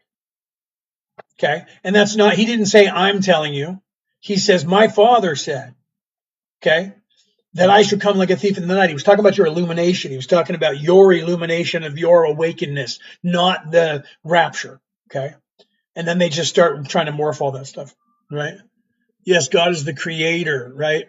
Well, I mean, you can look at that. You could call that character whatever you want, right? Depends on whether you believe in the polytheistic or monotheistic, right? If you believe there's many gods, then you're gonna say there's all this different tiers of levels of these gods, because then when they do that, like say with Tiamat is what they call the primordial ooze. Tiamat was the nothingness before the earth was formed. So then they say Tiamat is a dragon because the most scary thing to people thousands of years ago was this fabled dragon that had fire, that could breathe fire. So Tiamat is this giant, and this giant beastie giant, and chaos and destruction. And that was just the primordial ooze. It was the time before the earth was solid. It was gas and it was on fire. So there was this primordial ooze, this cosmic craziness. And then Marduk was the one who ordered all of that and unalived that giant. But the giant's not unalive. The giant's just sleeping, and we're living in the skull of the giant. That's what the stories tell you. That's stories that you're telling to uneducated people who have no grasp of the concept of what's going on in the universe at all, let alone how this planet was at one time not, dried and sitting here the way it is now, right? James, thank you for those roses, right? So literally, how would you explain that to a 3-year-old who doesn't even understand that we're floating on the top of crust, which is floating on top of mantle that is molten lava, an ocean of fire that we're floating on sitting here, and we don't realize it because it seems like it's hard. How do you explain that to a child who has no education? So you're reading scriptures as if everyone back then knew as much about the universe as you know now, assuming that they knew that, and therefore Tiamat had to be a goddess, creator of the universe. She was literally what they called the ether, primordial ooze. She was that which became a fire, which then cooled, which then became a rock, which then grew shit on, and that's where we're at. Okay? So people don't realize that. So because they didn't understand that. 10,000 years ago, these people didn't know how the universe worked. We barely know how the universe works, and we're guessing at that shit. So if we think that everything was on fire and then it was a gas that collided, started spinning around and turned to a ball of fire, and then eventually burned itself out and cooled into this husk that we're sitting on, but it's not really unalived, it's just sleeping because it's still molten on the inside. And we're living there, and we're on the skull of this big sleeping giant that used to be Tiamat. And then the teeth of Tiamat are the mountains, and the blood of Tiamat is the rivers and the waters. Okay. And Tiamat's this big dangerous thing that's still unalive, but not just sleeping. And every now and then she starts to wake up, and a volcano goes off and an earthquake happens. Okay. That's the stories of what they told people. God was in the mountain of Mount Sinai. When God was present in the mountain rumbled, and there was steam and fire and volcano, and the mantle came spewing out as lava. God's in the island. God is here today. That's how far back that goes. As a scientist, I look at that and I would say, so the volcano was erupting. Now it's God, because it was the biggest, scariest thing that they knew, and that no one could get near it because it would burn you to cinders. And it was very volatile and very dangerous. And they had heard these creation stories of a unalived, not unalived, sleeping, not unalive, but sleeping God who every now and then stirs when he doesn't like what you're doing. Okay, those are stories that you tell children so that they believe in something that is huge. How do you explain the universe to somebody who doesn't understand the word universe and what that means? Do you see? Okay, question. Who is responsible for all the corruption? Are you talking about like in the world? Evil people. There's a dynamic on this planet. On this planet, there are 86% of the population that are in these bodies are in service to others. 14% of the population, the souls that are in those bodies, are in service to self. They are self-serving, and that is considered evil by the universe. Okay? Those people who are evil, baby evils to Genghis Khan evil, Adolf Hitler evil, baby evil to, stealing, lying, cheating, controlling people, little baby evil to murdering, pillaging, raping countries and continents, big evil. Somewhere in between there, 14% of the population. 1% of that 14% thinks they own the entire planet. And they happen to own every government official, most of them. They own all the television corporations and the news stations and everything else, for that matter, and most of the apps. They buy them from people. Once you get big enough, they offer you $1 billion to $100 billion for your corporation. You give it to them and you're rich forever, and then they have control of it. That's what they do, because they want power, money, fame, and control over everybody at all times. So those people who I call the controllers are evil people, and they only believe that this is all there is. Okay? Why did Trump fake the shot on the ear? He didn't. That didn't happen that way. You just think it did because you believe in conspiracy theories, because unfortunately for you, your programming keeps your mind simple. This is why I'm telling you in my book and on this show today that if you eat the right vitamins and you do the right things and take care of yourself, you're not going to believe all the stuff that's being told by people online that are lies, right? Lies. The universe doesn't see good or evil. The universe is all. It front judges expression to see. Not sure what that last sentence meant. The universe itself is not evil or good. Evil and good only exists in the third dimension. Well, the first and second, but not by the first and second dimensional beings. Okay? The universe itself is not good or evil. People in it are good or evil. But the universe can't be fooled. I can't pretend that I'm good when I'm evil. So maybe I should have explained that a little differently, Paula. It doesn't just other experiences of self, but expressions of self. But that what you said, I'm not sure. You're kind of talking in a little bit of a riddle there. So I'm not quite sure what you're saying there. I don't think you're disagreeing with me, but I think you maybe trying to clarify. And what is Jess saying? The fallen angels. There are no such thing as fallen angels. The fallen angel is you, and you only fell because you think you did, because you're down here in third dimension. So there is no war that was happening in the heavens, like Paula was saying. It might be possible that I'm not reading it properly. It doesn't just other expressions of self, but that's what you said. Yeah, see, that's what I'm not quite sure what that means. It doesn't just other. What is it? Are you talking about the universe itself? It doesn't just other. It doesn't just other expressions of self. Yeah, even my wife is reading what you typed in the thing. It doesn't just other expressions of self, but that's what you said. So I'm not quite sure what you're saying there. I apologize, Paula. I'm not trying to be rude. I've been channeling now for 3 hours, so I sometimes have a little bit of a hard time reading what people are saying and getting it right. Source expressions itself in all forms. It doesn't judge itself or others. No, we judge ourselves. What I'm saying is you can't hide from the universe, because the universe is not good nor evil. The universe really is good and evil, but not in the respect of what we have down here. That's my point. That's what my point was. My point was that everybody tries to pull things down to third dimension and see them in third dimensional terms. So you can't fool the universe. The universe isn't going to give you a package and knowledge of your ascension on the in service to self side in third dimension when you're self-serving, because you're not going to care about anyone else. So because of that, you're not going to expand that part of your consciousness, is what I was talking about.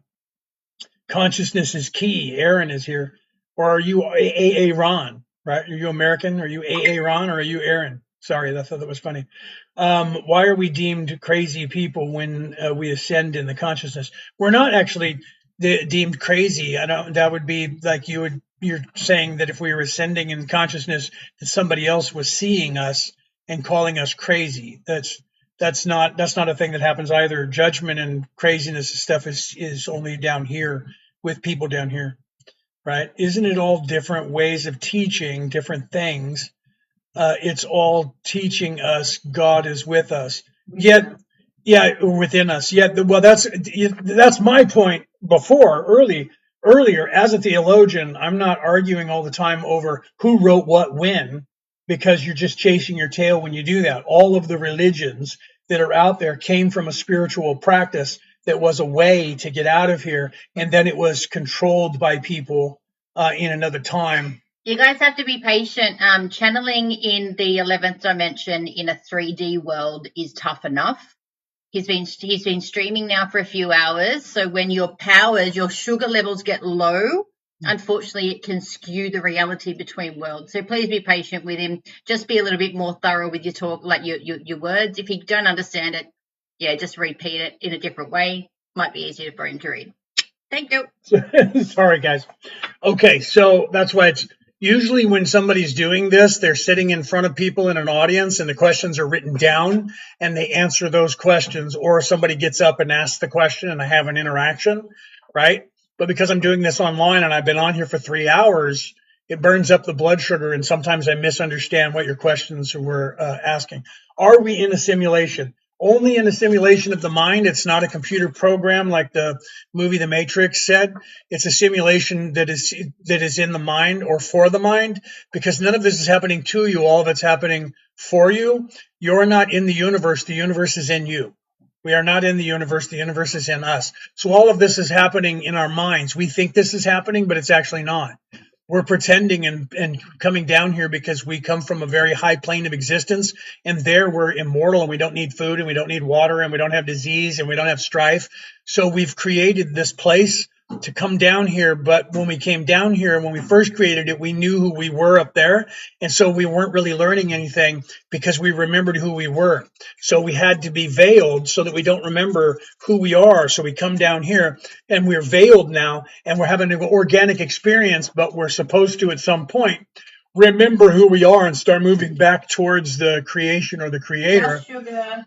And what is it? Oh, more sugar. Sorry. Mentos I'm getting from my wife because I need to keep my sugar level up so I can keep answering your questions. He needs real sugar. Sorry, guys. Sorry, guys. I've been on here for 3 hours. Normally, like a diabetic whose sugar's low. Yeah? If you guys were paying for me to do this, I would do an hour or maybe 2 maximum, and then out because the blood sugar level goes down. Daryl, Anka, all those guys do that. I go longer and I actually give better information than they do because I'm not giving you information I learned off the internet. Or from a fake alien. Or from a fake alien. Sorry. Right, preference is yes, but no good or bad as far as the universe. No, the universe itself is not good or bad, nor is it male or female. The universe is a dual aspect oneness that is all true love. There is no hate. There is none of those negatives. Those negatives only exist down in third dimension, and they get lessened in fourth and lessened in fifth. And by the sixth dimension, the ego's gone. The evil is gone. Nothing can move past that. So you're right. You're right, Paula. Is that Paula that said that? No. Who was it that said that? No, I was talking to Ryan. That was Paula, I think, that said that. So Paula, you're absolutely right. Right? To call others evil is an illusion of separation. That's my point. That's my point. In this place, down here, it's exactly my point. In this place, down here in third dimension, you think this is happening, so therefore you think that there is a separation. Separation only happens in time, right? Time doesn't exist. It only exists in this place in your mind. So you and I are saying the same thing. Is space not real? Earth's flat and enclosed? No, no, Alicia. Space is real. Earth is not flat and enclosed. That story of the flat earth comes from the ancient story of telling children that Tiamat, who was being referred to as the primordial ooze then, or any other character like in the Japanese sagas and in the Viking sagas, of a big giant who was the creation of the world. And now you're talking to people trying to tell them what's going on in the universe in a third dimensional construct. So you say giant, and then the giant was unalive, but the giant's not really unalive. The giant's just sleeping because the earth has volcanic activity. And you're living in the skull of this giant. So you're living in the dome of the sky. The dome of the sky is the skull of the giant that you're living in. And that giant is not unalived. It's just sleeping. And that's where that story of flat earth came from. That's the truth of where that story of flat earth came from. It doesn't exist that way at all. We live in a womb. In some sense, rising spirit, But not under a firmament. but not under a firmament. Agreed. In some sense, we do. If you look at science, is starting to catch up to it, and they hate it. If you look at, as above, so below, as without, so within. If you look at their Big Bang theory, what is the Big Bang theory? Look at spermiation. They actually filmed that. You can go and Google that. Go to YouTube and Google the images of that. When a sperm gets to a cell and weaves its way through it, it penetrates the cell and the tail pops off and it goes in. When that happens, there's nothing. There's Tiamat, the primordial ooze, and there's nothing. And then there's the spermiation, and when that happens, boom, there's actually an explosion of light, and all life comes out of that explosion. So in the ancient times, were they trying to describe that? Because then if you look at the separation of that, soda, what is it called, with the cell division, as it starts to divide, that becomes the flower of life, the exact way that the flower of life gets here. So in the ancient times, they're telling you that the universe was created on these building blocks, and they're showing you these building blocks. And the building blocks actually coincide with cell division after spermiation, and the Big Bang theory coincides with spermiation. So how did these people from 12,000 years ago know this information? Because what they were talking about similarly is what science is saying started the whole thing. So did they know far more than we thought they knew? Or science borrow? Because if that was a religion, and science came up with the Big Bang theory, as a theologian, I would say the scientists borrowed their religious story of creation from the religions who have the Big Bang theory, let there be light, because that's what it says. So if that's not a religion, that's how they get away with saying that. But they respond to it and act like they're priests in a religion. So that religion of Big Bang theory is the same religion as the creation story in different Bibles that said, God said, let there be light. First there was nothing, and then there was light, and then there was everything. So look at Paula. She's like, yes, oh my God, right? True story. So science is proving God. There's my standing up as my four religious titles from four different religions, and my theoretical, or my thesis that I should be writing right now. There's my thesis on the creation of the universe. Let's do religion versus religion here. Science versus just use the Hebrew one and put them together. And I think they copied that from the Hebrew creation. I'm telling you, man. Yeah, tell a little truth with many lies. Absolutely. And it is a religion. Am I right, Paula? It is a religion. They act just like it's a religion. They get real mad when you talk about their stuff, right? So I'm just saying, that's like atheism, right? There's a comedian who talks about that. I don't know his name. He's real tall. And he talks about that where people say he's an atheist. And when I die, I go back to nothing. And he's like, hold on a second. So what you're saying is you merge back with your creator, right? I mean, he's funny.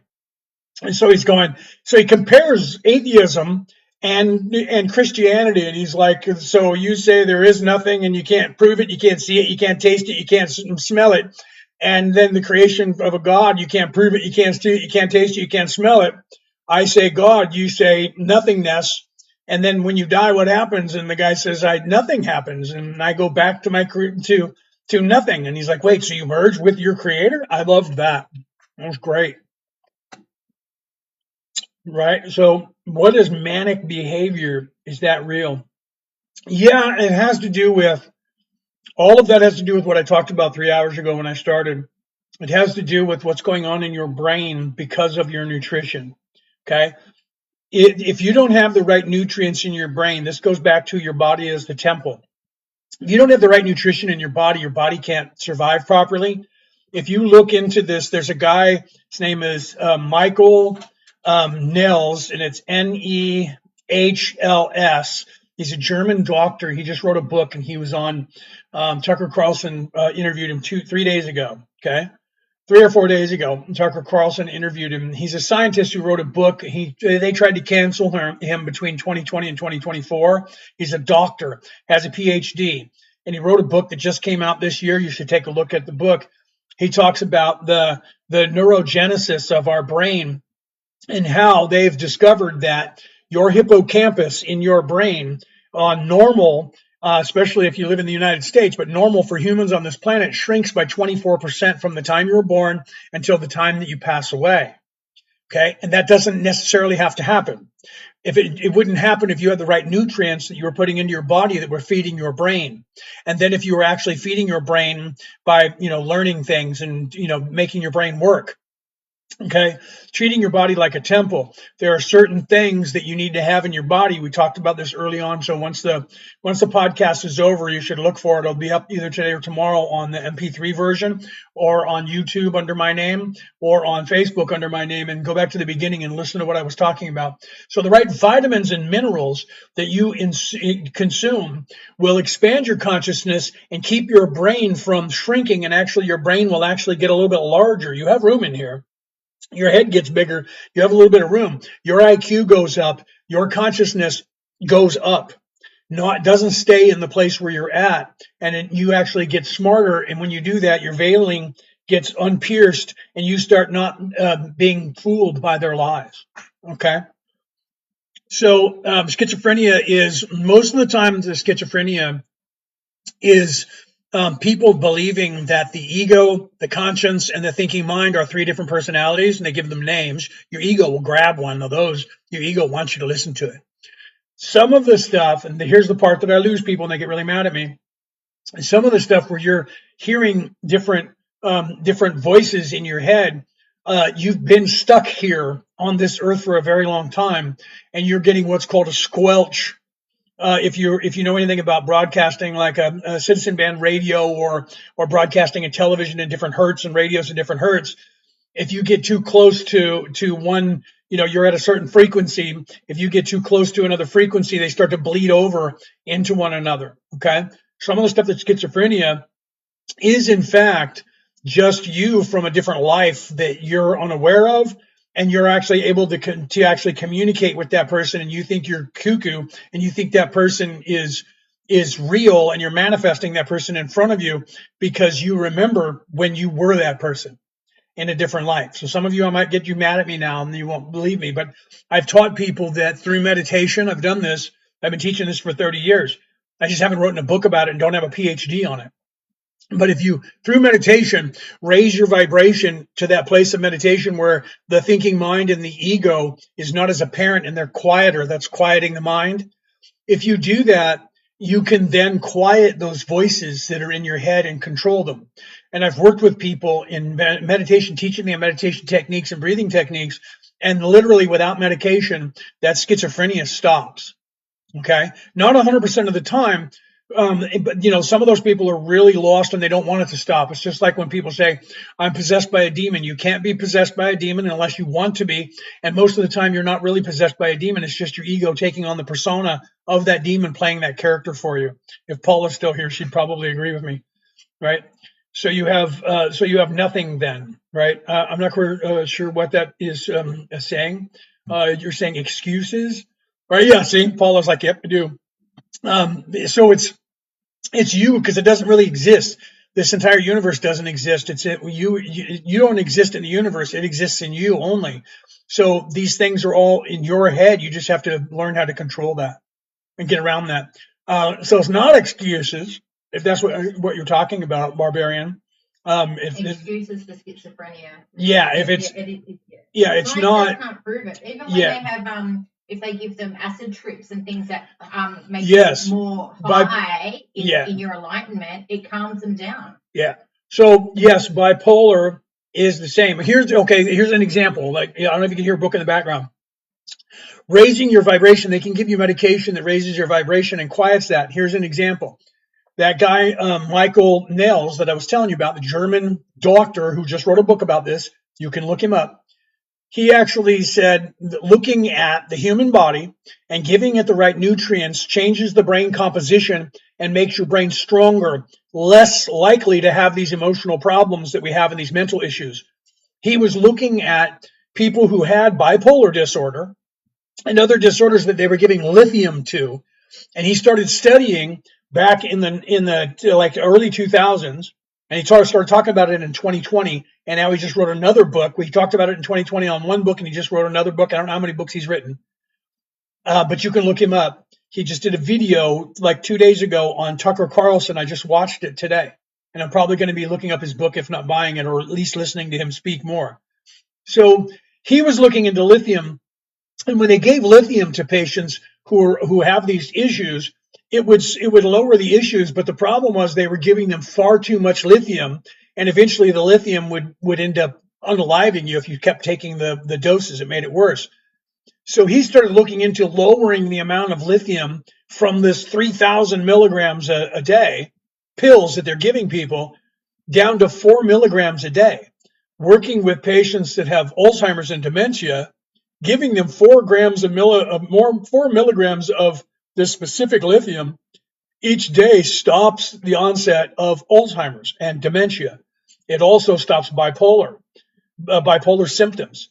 Okay, but they give you this huge amount of this drug, and it just messes you up even worse, makes you a zombie, or eventually starts like doing more damage.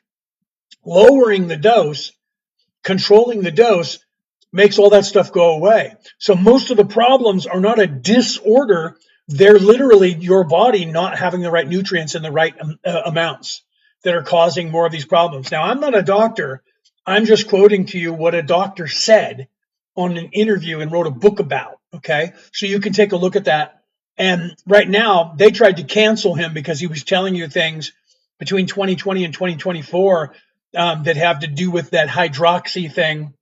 He was telling you about vitamin C and vitamin D and vitamin B13 and which is lithium, the right type of lithium, and different things, magnesium, that if you take these in the right quantities, it expands your consciousness and actually expands your brain. And it has nothing to do with chemicals or drugs.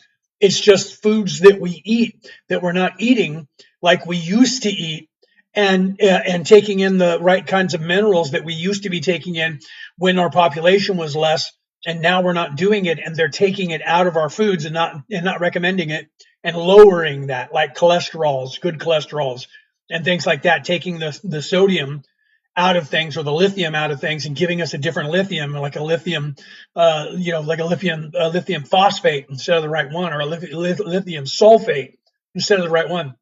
And this changes the chemical composition. This is his findings. So you might want to take a look at that, right? The specific lithium is, hold on, I'll have to look it up again. Lithium orotate. Yeah, it's lithium orotate. Can you type it for me? Brooke's going to put it in the thing. My wife's going to put it in the chat for you guys.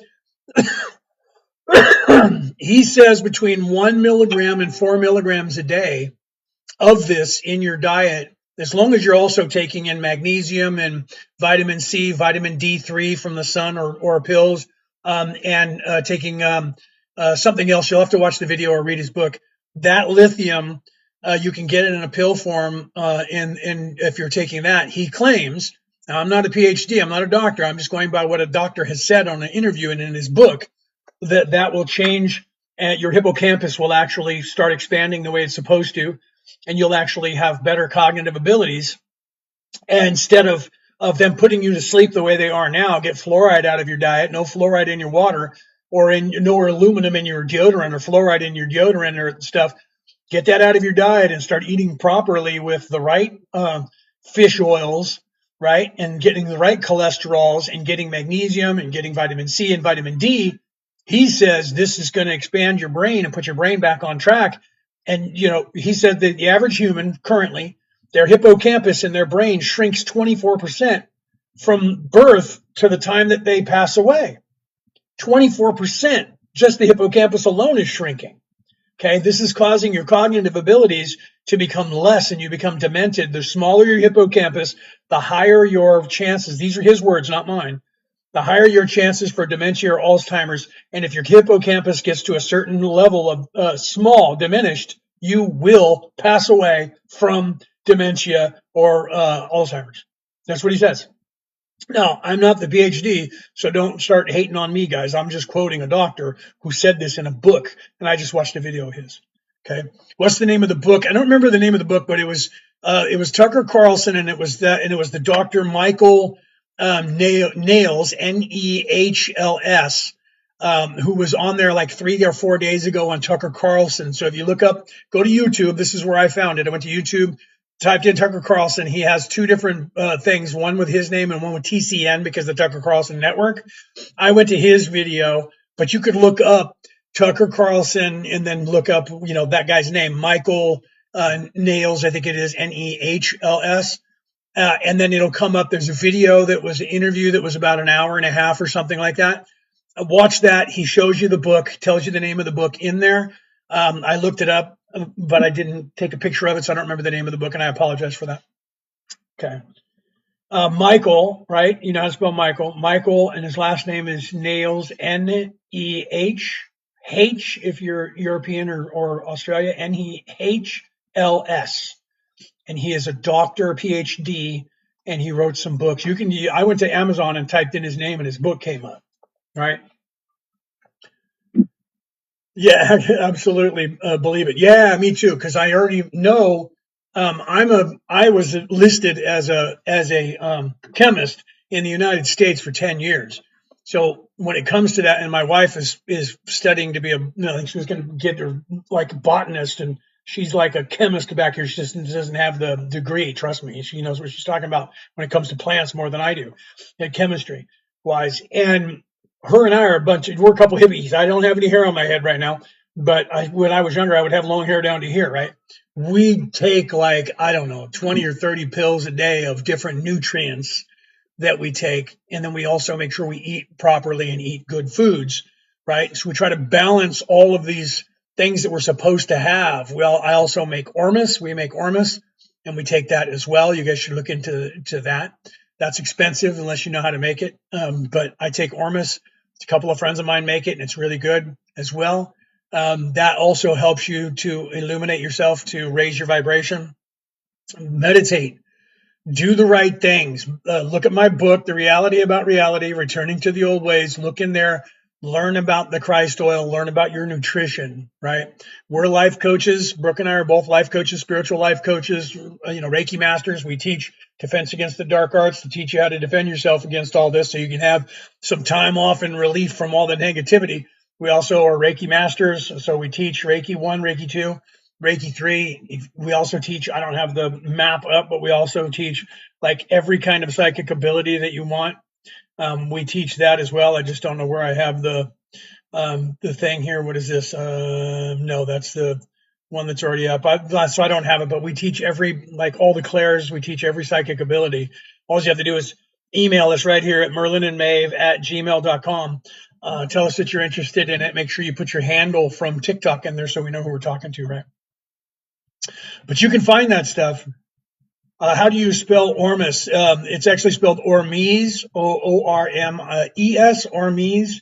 It means orbitally rearranged monoatomic, so it's actually an A, even though it's an E. It's monoatomic elements, okay? So the M is monoatomic, right? So it's actually orbitally arranged autoatomic element. When you look it up, if you look up Ormus like you did, take that I out and put a U in there, you'll find it online. Ormus. Somehow it's evolving away from the actual spelling of it.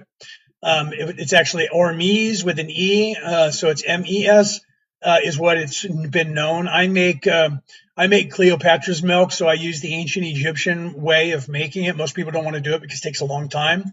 Most people want to do it in a day, so they do it. But some people make some really good Ormus. A buddy of mine, Dave, makes Ormus that they make his. He can make a batch in a couple of days and sell it to you. And his is really actually pretty good for considering he makes it differently. The way I do it, it doesn't have any harsh chemicals that I use, to get the same reaction. But I use the ancient Egyptian method, so I like mine better, right? So people pronounce it Ormus like the U, but if you type in the Ormes with the E, that's what you're going to get more of it. But you could also even put in Ormus with a U there. But it's actually called, or what it is orbitally rearranged, ORM, monoatomic element, ORME. And then don't try to make it themselves without learning properly. Yeah, and don't try to make it yourselves without learning properly, because you can unalive yourself if you make it wrong.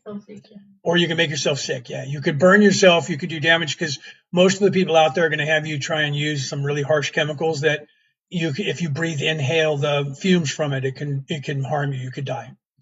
Right, so be careful with that. Found some info. You make it and sell it. Now, we don't sell it yet. We're looking at doing that, but we're in Australia and we have different rules over here. If I was in America, I could probably sell it already. I just have to get insurance. But over here, you have to have a few other things in tow before you can do that. So we will be. But there's a guy over here that I can get you in touch with, a friend of ours named Dave. He does sell it. He's already got all the checks and balances, and he actually sells it. I don't know if he'll mail it overseas, but if you're in Australia, yeah, he'll mail it to you. Dave's got good Ormus. I like his Ormus. So, but if you're somewhere in the United States, I have friends over there too. You just got to get a hold of them. It's online. It's expensive though. It's like $40 for an ounce of that stuff. It's very expensive. 40 American dollars an ounce. Bring it here, and we'll give you could you have isn't his thing in there? The bottle was in the cupboard, baby, and all the way in the back of the cupboard with the other empty bottles. His bottle's in there.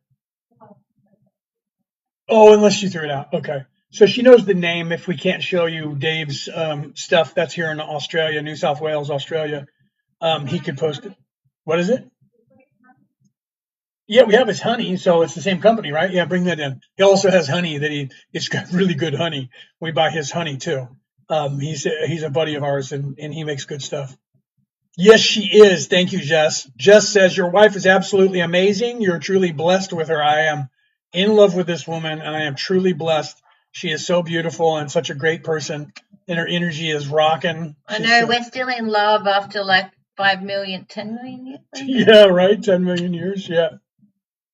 So, yeah, right? See, they're putting gold in the gold tinctures. They're doing that.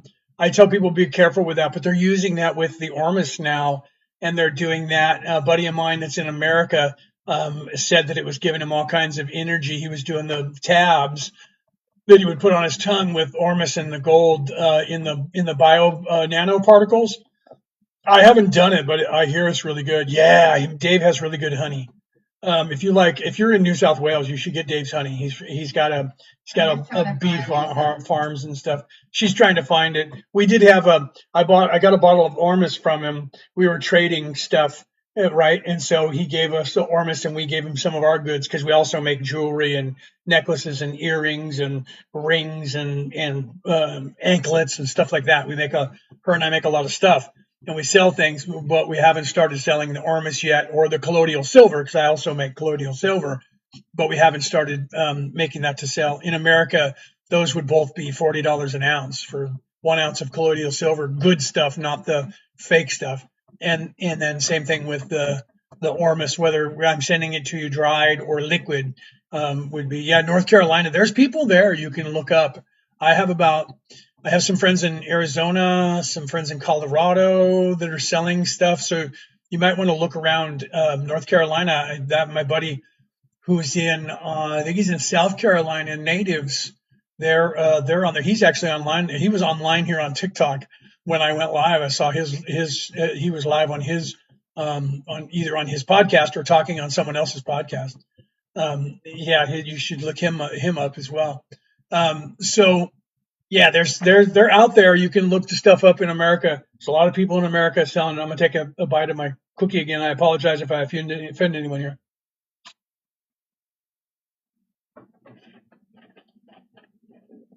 So yeah, remember this about gold though. Gold collects energy, right? Silver can return energy, but gold collects it. So be careful of using anything that's gold. Yeah, explain that. Mm-hmm. Yeah. So be careful about that, guys. That's why when you look at, if you look at people who wear gold, you're going to find that people who wear gold more often than not are going to be self-serving. Yeah. People who wear it because of it, what it is, it's a reflection of them and their energy and their personality. And silver, right? Brooke wants to say something. Gold is shiny and it's attractive to people. Yes, unfortunately, it's like, think of gold as an energy vampire. It will take energy from you, but it won't give.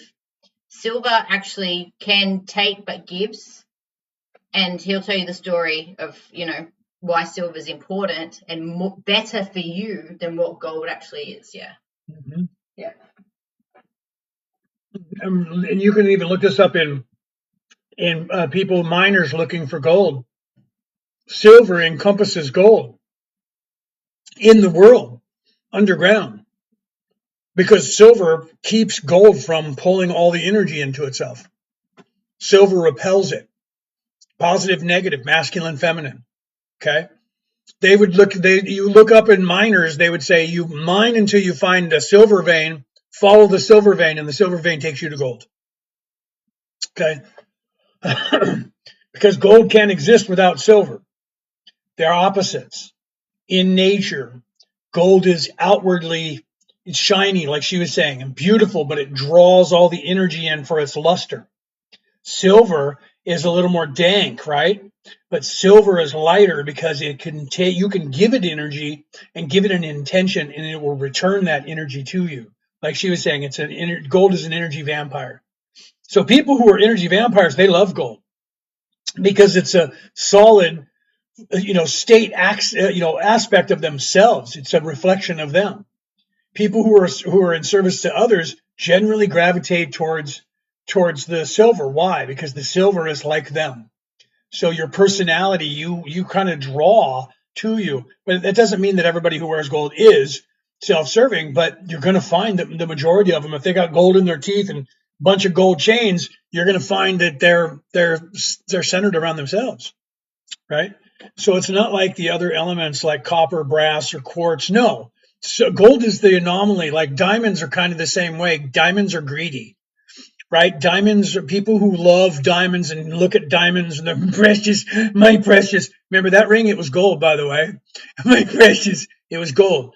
So people who are self-serving, they see the reflection of themselves in that gold. And that's why they showed you in the movies and in the books of Lord of the Rings and all of those books, they were seeing their reflection in the gold. Whenever they had the ring sitting there and they were showing the ring, you were seeing the reflection of the people, and everybody who was in the presence of the ring started becoming dark. The ring was controlling them, the one ring to control them all. It's greed. The one ring is the greed, self-servingness. The whole purpose of those movies and those books by Tolkien they were all allegories to be teaching you the same thing. Evil is as evil does. Stupid is as stupid does, right? So that was the whole thing that they were doing, right? They put their worth into the gold, or a lot of excessive jewelry. Agreed. So they show evil people or self-serving people they're rich, self-serving. They wear stuff that's gaudy, expensive. Why? Because rich people want to show off their wealth because they're self-serving. They want you to know their station. It's very important to them. Their status is very important, right? So you have to look at that, right? The White House is plastered in gold now. All places, yeah, right? All places are, they do that. Look at, what's his name? No, I was saying Nelson Mandela. That was South Africa.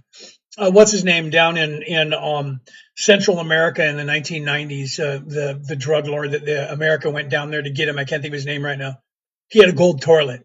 That was my point of this. I can't think of his name. I'm going to eat my cookie right here. So I can't think of what his name was, but they went to get him, Noriega. They went to go and get him, and he had a toilet made of gold.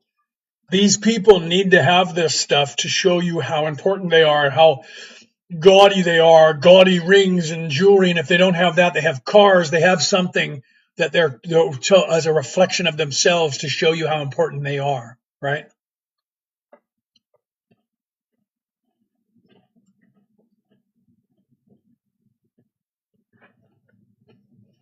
Just said, can it also be the opposite when your heart centers in reflecting Christ's love within you? Well, that would be the silver aspect, even though the heart chakra is green. Putting your love into that so that you can give that love back, that would be a representation of silver in the respect between good silver and gold. Special cases, or they just like it. Most people are drawn to who they are and drawn to what they are. You are what you eat, right? So if you're self-serving, you're going to want power, you're going to want fame, you're going to want glory, you're going to want a big house, you're going to want a big car, you're going to want a big bank account. You're not just drawn to that, you're drawn to it because that's who you are. You might want to try and hide and pretend I'm not evil, but I drive a Ford whatever, a Bigfoot, and I have a 27 room mansion. You're self-serving. That's evil, whether you like it or not. That's just what it is.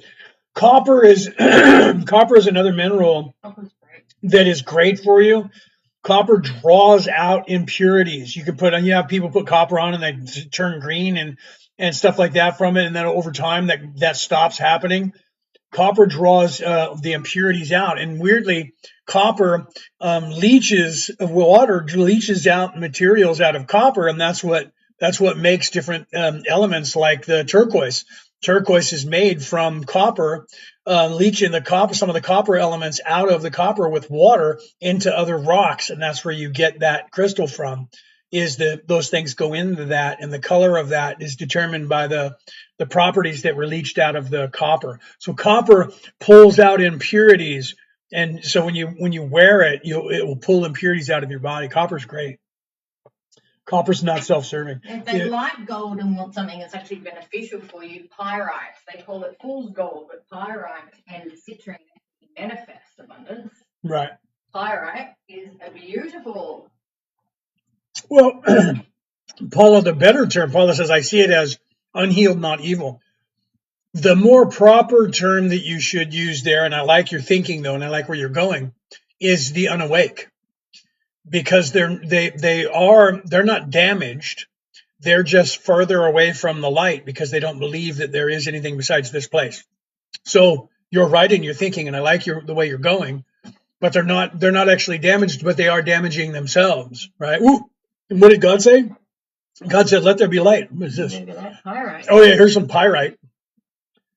Right? Is this the one? This was the one that I was wearing when we were dressed up as a pirate last year, and I wore this in a pouch around my neck because we were very piratey.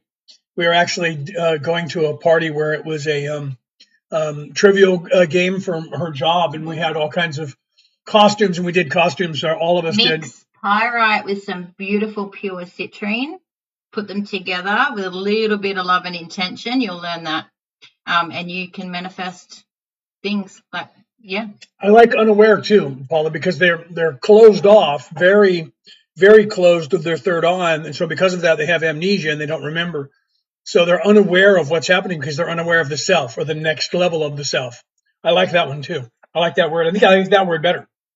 I think I like unaware because they're unaware of the next level, the next awakening. You have, when you become self aware, that's why I like what you said. When you become self aware, I think, therefore I am. The next level of consciousness upgrade is the awareness that I am not this physical plane or this physical body, that I am, in fact, something else.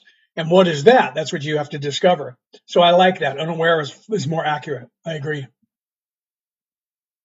I agree with that. I like it. Unaware. I've heard other people say that unawares, right? So I agree with that because, but they are self-serving, unfortunately, because they're living in 3D, and 3D is what they were trying to tell you was the beast that they were talking about before, that everybody thought is the mark of the devil. Let him who hath understanding reckon the number of the beast, and then they change a word in there, and it used to say, let him who hath understanding reckon the number of the beast, for it is the number of man. Okay, and it's 666, 3 score and 6. That's because carbon 12. We're a carbon-based unit. And what is that? What compiles? What elements make up the carbon-based unit? 6 neutrons, 6 protons, 6 electrons, 666. Okay, so the number of the beast is the physical plane. We are the beast in physical plane. This is our prison until we realize that we are not the beast. So when you're living in it and you're living in the tree of life or eating of the tree of life, you are and you have become the beast. You are what this place is. So you think it's real when it's not. Instead of realizing I am the universe is not in me, or I am not in the universe is in me, you think I am in the universe. So you think this reality is happening, but I tell people none of this is happening. It just thinks it is.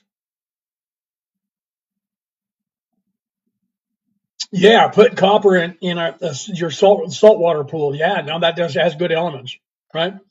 Thank you for that. Thank you, Sarah, for that. So literally, sorry for me chewing on stuff. We're going on, 3 hours, 45 minutes. I got to keep some blood sugar in here to keep talking to you from this level that I'm talking to you from, to give you this information. I'm curious, having a human experience. Yeah, yes, you are a consciousness, right? A conscious being having a human experience. And the only way that you can truly have an organic experience is to have an organic experience. You can't have a real experience without it being organic, because then you're just pretending and you're pretending, right? So when people are acting for a movie, they know they're not the character they're playing. When you know you're not the character you're playing, you can still play that character and convince other people that you're that character, but you're not really learning as much or experiencing being that.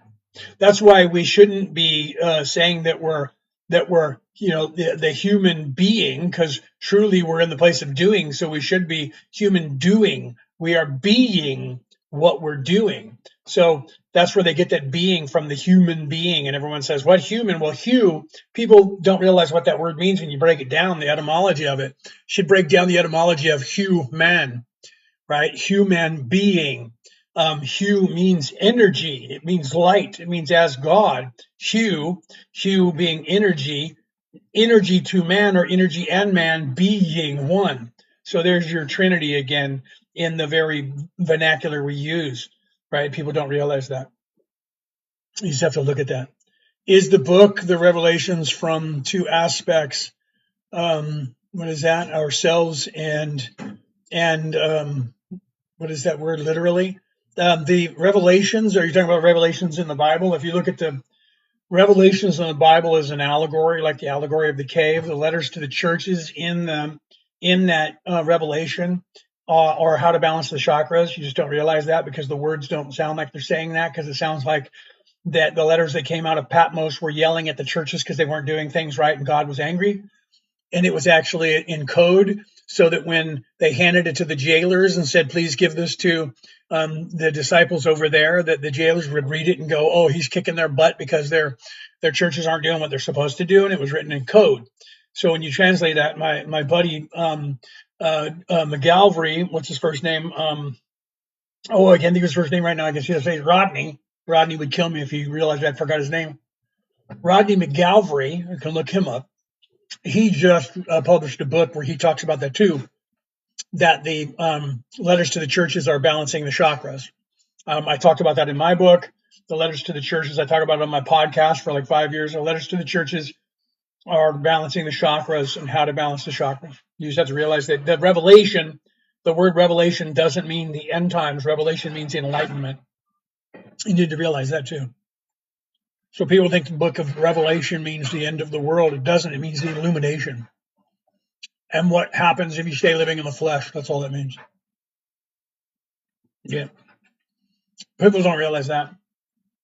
Look up the etymology. That means the wording, right? Etymology is actually the word that they use in some languages for language. So look up where that word's come from. Revelation means to revel, means to illuminate. So the revelation is illumination. So revelation in the Bible is knowledge. It's knowledge that you're supposed to be illuminating to and expanding your consciousness by the letters to the churches, by the balancing of your chakras and living properly and learning the Christ oil and the Christ within you, which doesn't have anything to do with Jesus other than Jesus was the representation of that on earth as an example for us to tell the same story in that Matthew, Mark, Luke, and John in the New Testament, in that religion, that became that. But Christed, the Christos comes from the Greek ideology of that or knowledge of that. But every religion, so-called religion in the world, knew about that. Do you agree that the universe or source is all, and that different beings is source expression in itself? Yes. I do agree with that. The universe is everything, is one. None of this is actually, let's go real big, Paula. None of this is actually happening. I don't exist. You don't exist. This is all just in the mind of the creator, which is in a womb. Didn't you say that earlier, that we're in a womb? So we're in a womb with a view, right? No, truly. From this perspective of where we are, I don't know if I still have it here. I can show you a radial image. Let me see if I still have it. Radial image of, I might have gotten rid of it here, of a brain cell. Where is it here? Is this it? No, what is this? There you go. Here's a radial image of one single brain cell and a radial image of the universe. They're almost identical, except for the universe has more ganglia. The universe has more glia cells than we do. So that would suggest science is scared, because this would suggest that our brain cell, as above, so below, as without, so within, or as within, so without, as below, so above. Our brain cell is exactly that of the universe. So from the perspective of science, they don't want to know this and they don't want to talk about it. It would be suggestive of we in this universe are inside one single brain cell in the mind of something. Ponder that for a minute. Simulation, but not how you think. The word simulation that we use here, King, being like a computer simulation, doesn't do it justice, because that's putting it into a third dimensional construct, saying there are third dimensional beings that have us in a pod with goo and something stuck in our head, and this is a computer program that we're seeing in our head. It's only like that in the illusion stage of that beingness. Physicality is not real. Physical plane is not real. You just think it is. Right? Look at Paula, right? Right? So from that perspective of simulation, it is a simulation, but it's not a simulation by third dimensional aliens or robots. It's a simulation that's happening in the mind of the creator, the mind of the universe, beyond the universe, that which is the whatever you want to call it, multiverse, the consciousness, the collective consciousness of everything that is and everything that will be. Right? So now I'm being produced. My wife is telling me it's time that I need to end the show here. We're looking at the 4-hour mark, so I should probably get off of here. I'll be back live. I'm going to try and go live once a week again. We just had a lot of stuff going on in the last month, so I only got to go live once this month, right? Or go live once this month, right? My mind is not allowing me to understand. Yeah, that's okay, right? I have major blockages. That's just the blockages that you have. You just have to get past and unlock. If you go back once this is done, if you go to one of my channels, Facebook or YouTube, or anywhere you listen to MP3 by later on today or tomorrow, probably tomorrow, I'll have this whole thing up on podcast, wherever you listen to an MP3 podcast. Go back and listen to the beginning of this episode, and you'll hear me talk about feeding your brain and eating ascension foods feeding your body properly and feeding your brain properly. That will expand your consciousness. And the Christ oil is very important, right? Thank you very much for that. Who gave me that? Jess gave me that. Thank you for that. But go back and listen to the beginning of this podcast, and you'll hear the me talk about that, feeding your soul. Right? You get to feed your body as if it's a temple, and feed your brain, and that will that with the Christ oil and taking care of that oil within your body and taking care of your brain will expand your consciousness. Your brain will actually expand. Your consciousness will expand. You will move up in IQ. Your IQ gets higher because you move up in vibration to a higher plane of existence. And that will expand your consciousness and start opening that third eye. And then you'll have these epiphanies. You'll have these what we call downloads. Some people call them memory bubbles, but you'll have more access to what's really going on in the universe and your higher self. And then you will expand your consciousness out of this third dimensionality to the realization of that what we're talking about here. And you'll do that, right? Where can you listen to me? If you go, let me put it up on the screen again. Let me show you my where is it here? I have what's this? Nope, that's the one I was looking for before and couldn't find it. Right? What is this? Nope, that was the one I was just showing a second ago. Hold on a second. I keep looking for it and I can't find it. I closed it and I don't know what I did with it. Maybe I'm going past it. I'm trying to find the picture of my. Here it is. Here, if you're looking for my my podcast, you can find me on all platforms. I'm on every place where you listen to an MP3 platform podcast. You can go on Facebook and look up Orion Rising. I'm Orion Rising, the page there will have the podcast or my name, Leonard O'Neill, on there. But if you're listening on a podcast, MP3, anywhere in the world you're listening to a podcast, look up Orion Rising by me. That's the symbol for my podcast. It's free. There's almost 600 episodes to listen to of me talking about this material. And you can listen to it anytime you want for free all over the world.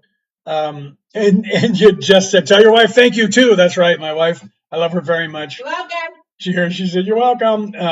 Yeah. So yeah, there she is, waving at you in the background. I think she has dinner ready for us or a snack or something going on. Yeah. She's got something going on for us because it's 4:00 in the PM over here in New South Wales, Australia. But anywhere you listen to an MP3 broadcast, look up Orion Rising by Leonard O'Neill. And I'm on there and all my shows are on there. And if they're not, then you can go to www.orionrising.podbean.com. I pay those people to have my podcast up. You can listen to them there. And you can even, I think, get the RSS number there and put it on your favorite place. But I am on Apple Podcast. I am on Google Podcast. I am on so many podcasts places on apps that some of them I don't even know how I got there. They're all over the world. And so I'm listening to in every country. I think it's 160 countries today. So that's almost every country on the planet. Somebody's listening to my podcast there, so you can listen to them. And you can spend, many hours. Most of them are 2 to 3 hours long. Just like here, I'm almost 4 hours into this one by the time we get off here. All right, guys, I love you guys very much. But I do have to go. Like I said, 3 hours. I'll be back probably Friday or Saturday this week. I try to do it once a week unless we have weird stuff happening. So I'll be back on here on TikTok. I only go live on TikTok now. I used to go live on like 3 different places, but to be on TikTok, you can only go live on TikTok. They don't like you putting stuff on here and other platforms, unless of course they want you to pay for it. So I pay some people for it, but I'm paying a lot of money to get this stuff out on the air for you guys. So that's why I don't like to pay everybody, because everybody wants me to pay them a couple $100 a month to put this on the air. So I put it out for free as much as I can and pay some people to put it out, but I'm not going to pay TikTok because they don't let me say what I want to say. TikTok is a communist platform that is afraid of words. So until they allow me to actually say words, I'm not paying them anything. They should pay me to keep the people on their platform, right? All right, guys, I love you guys very much, and I'll be back. If you guys have questions, you could always email me with questions or go on here, follow here on Merlin and Maeve, or follow me, Leonard O'Neill, on Merlin and Maeve, or follow Brooke O'Neill on Merlin and on TikTok, or Merlin and Maeve on Facebook. My name on Facebook, Merlin, and we're on Facebook, Instagram. I'm on TikTok, Instagram, Facebook, Twitter, LinkedIn, We Are Eight. I don't know where else. Snapchat. I post videos there. But you can message me on Instagram or on Messenger on Facebook, or send us an email with a question. We'll answer your questions as long as it's not, if it's too much, then we'll have to start charging you for our time. But we try to answer as much. When I go live, I try to give you as much as I can for free, right? Try to give you guys all this information. You can buy it on my book, get it on Kindle for $3.99, $4.99, listen to it for free right up here on this podcast for free. You just have to spend the time. You can listen to me. There's probably almost 1 million hours now. I talk about that. I even interpret Bibles for you there, right? All right, guys. I love you very much. Have a great day. I hope to see you next time when I'm live. Just, hit that thing, follow us, and then next time we go live, you'll get a notification and you can pop back in and ask questions. Write down your questions that you want to ask. Pop back in and ask them. And I always tell people, ask everybody else you listen to the same questions that you ask me, and then figure out which one gives you the right answers or gives you an actual definitive answer, or just goes humming and hawing and I but I don't know. Okay. Send it out. Send it out. Spread All right. the word. Yeah, spread the word, right? So, and that's the truth. I've come here to make it comprehensive and to give you guys words in language that you can understand. And I'm coming from the 11th dimension with a spiritual mind. I'm way up here talking to you way down here to give you this information. I'm not just somebody who's here who thinks they know what they're talking about, right? You either know a thing or you don't know a thing. Thinking it is a construct of this illusion. You just have to learn that. This isn't happening to you. It's happening for you. All right, guys. I love you. Stay curious, question everything. You hear, Brooke? Stay curious, question everything, right? Remember, religion recruits you. Spirituality waits for you to find it. All right. I'll talk to you guys later. I love you guys, and I will see you next time. Have a great day, or morning, or evening, or afternoon, or morrow, depending on where in the world you are tuning into the show. All right, guys.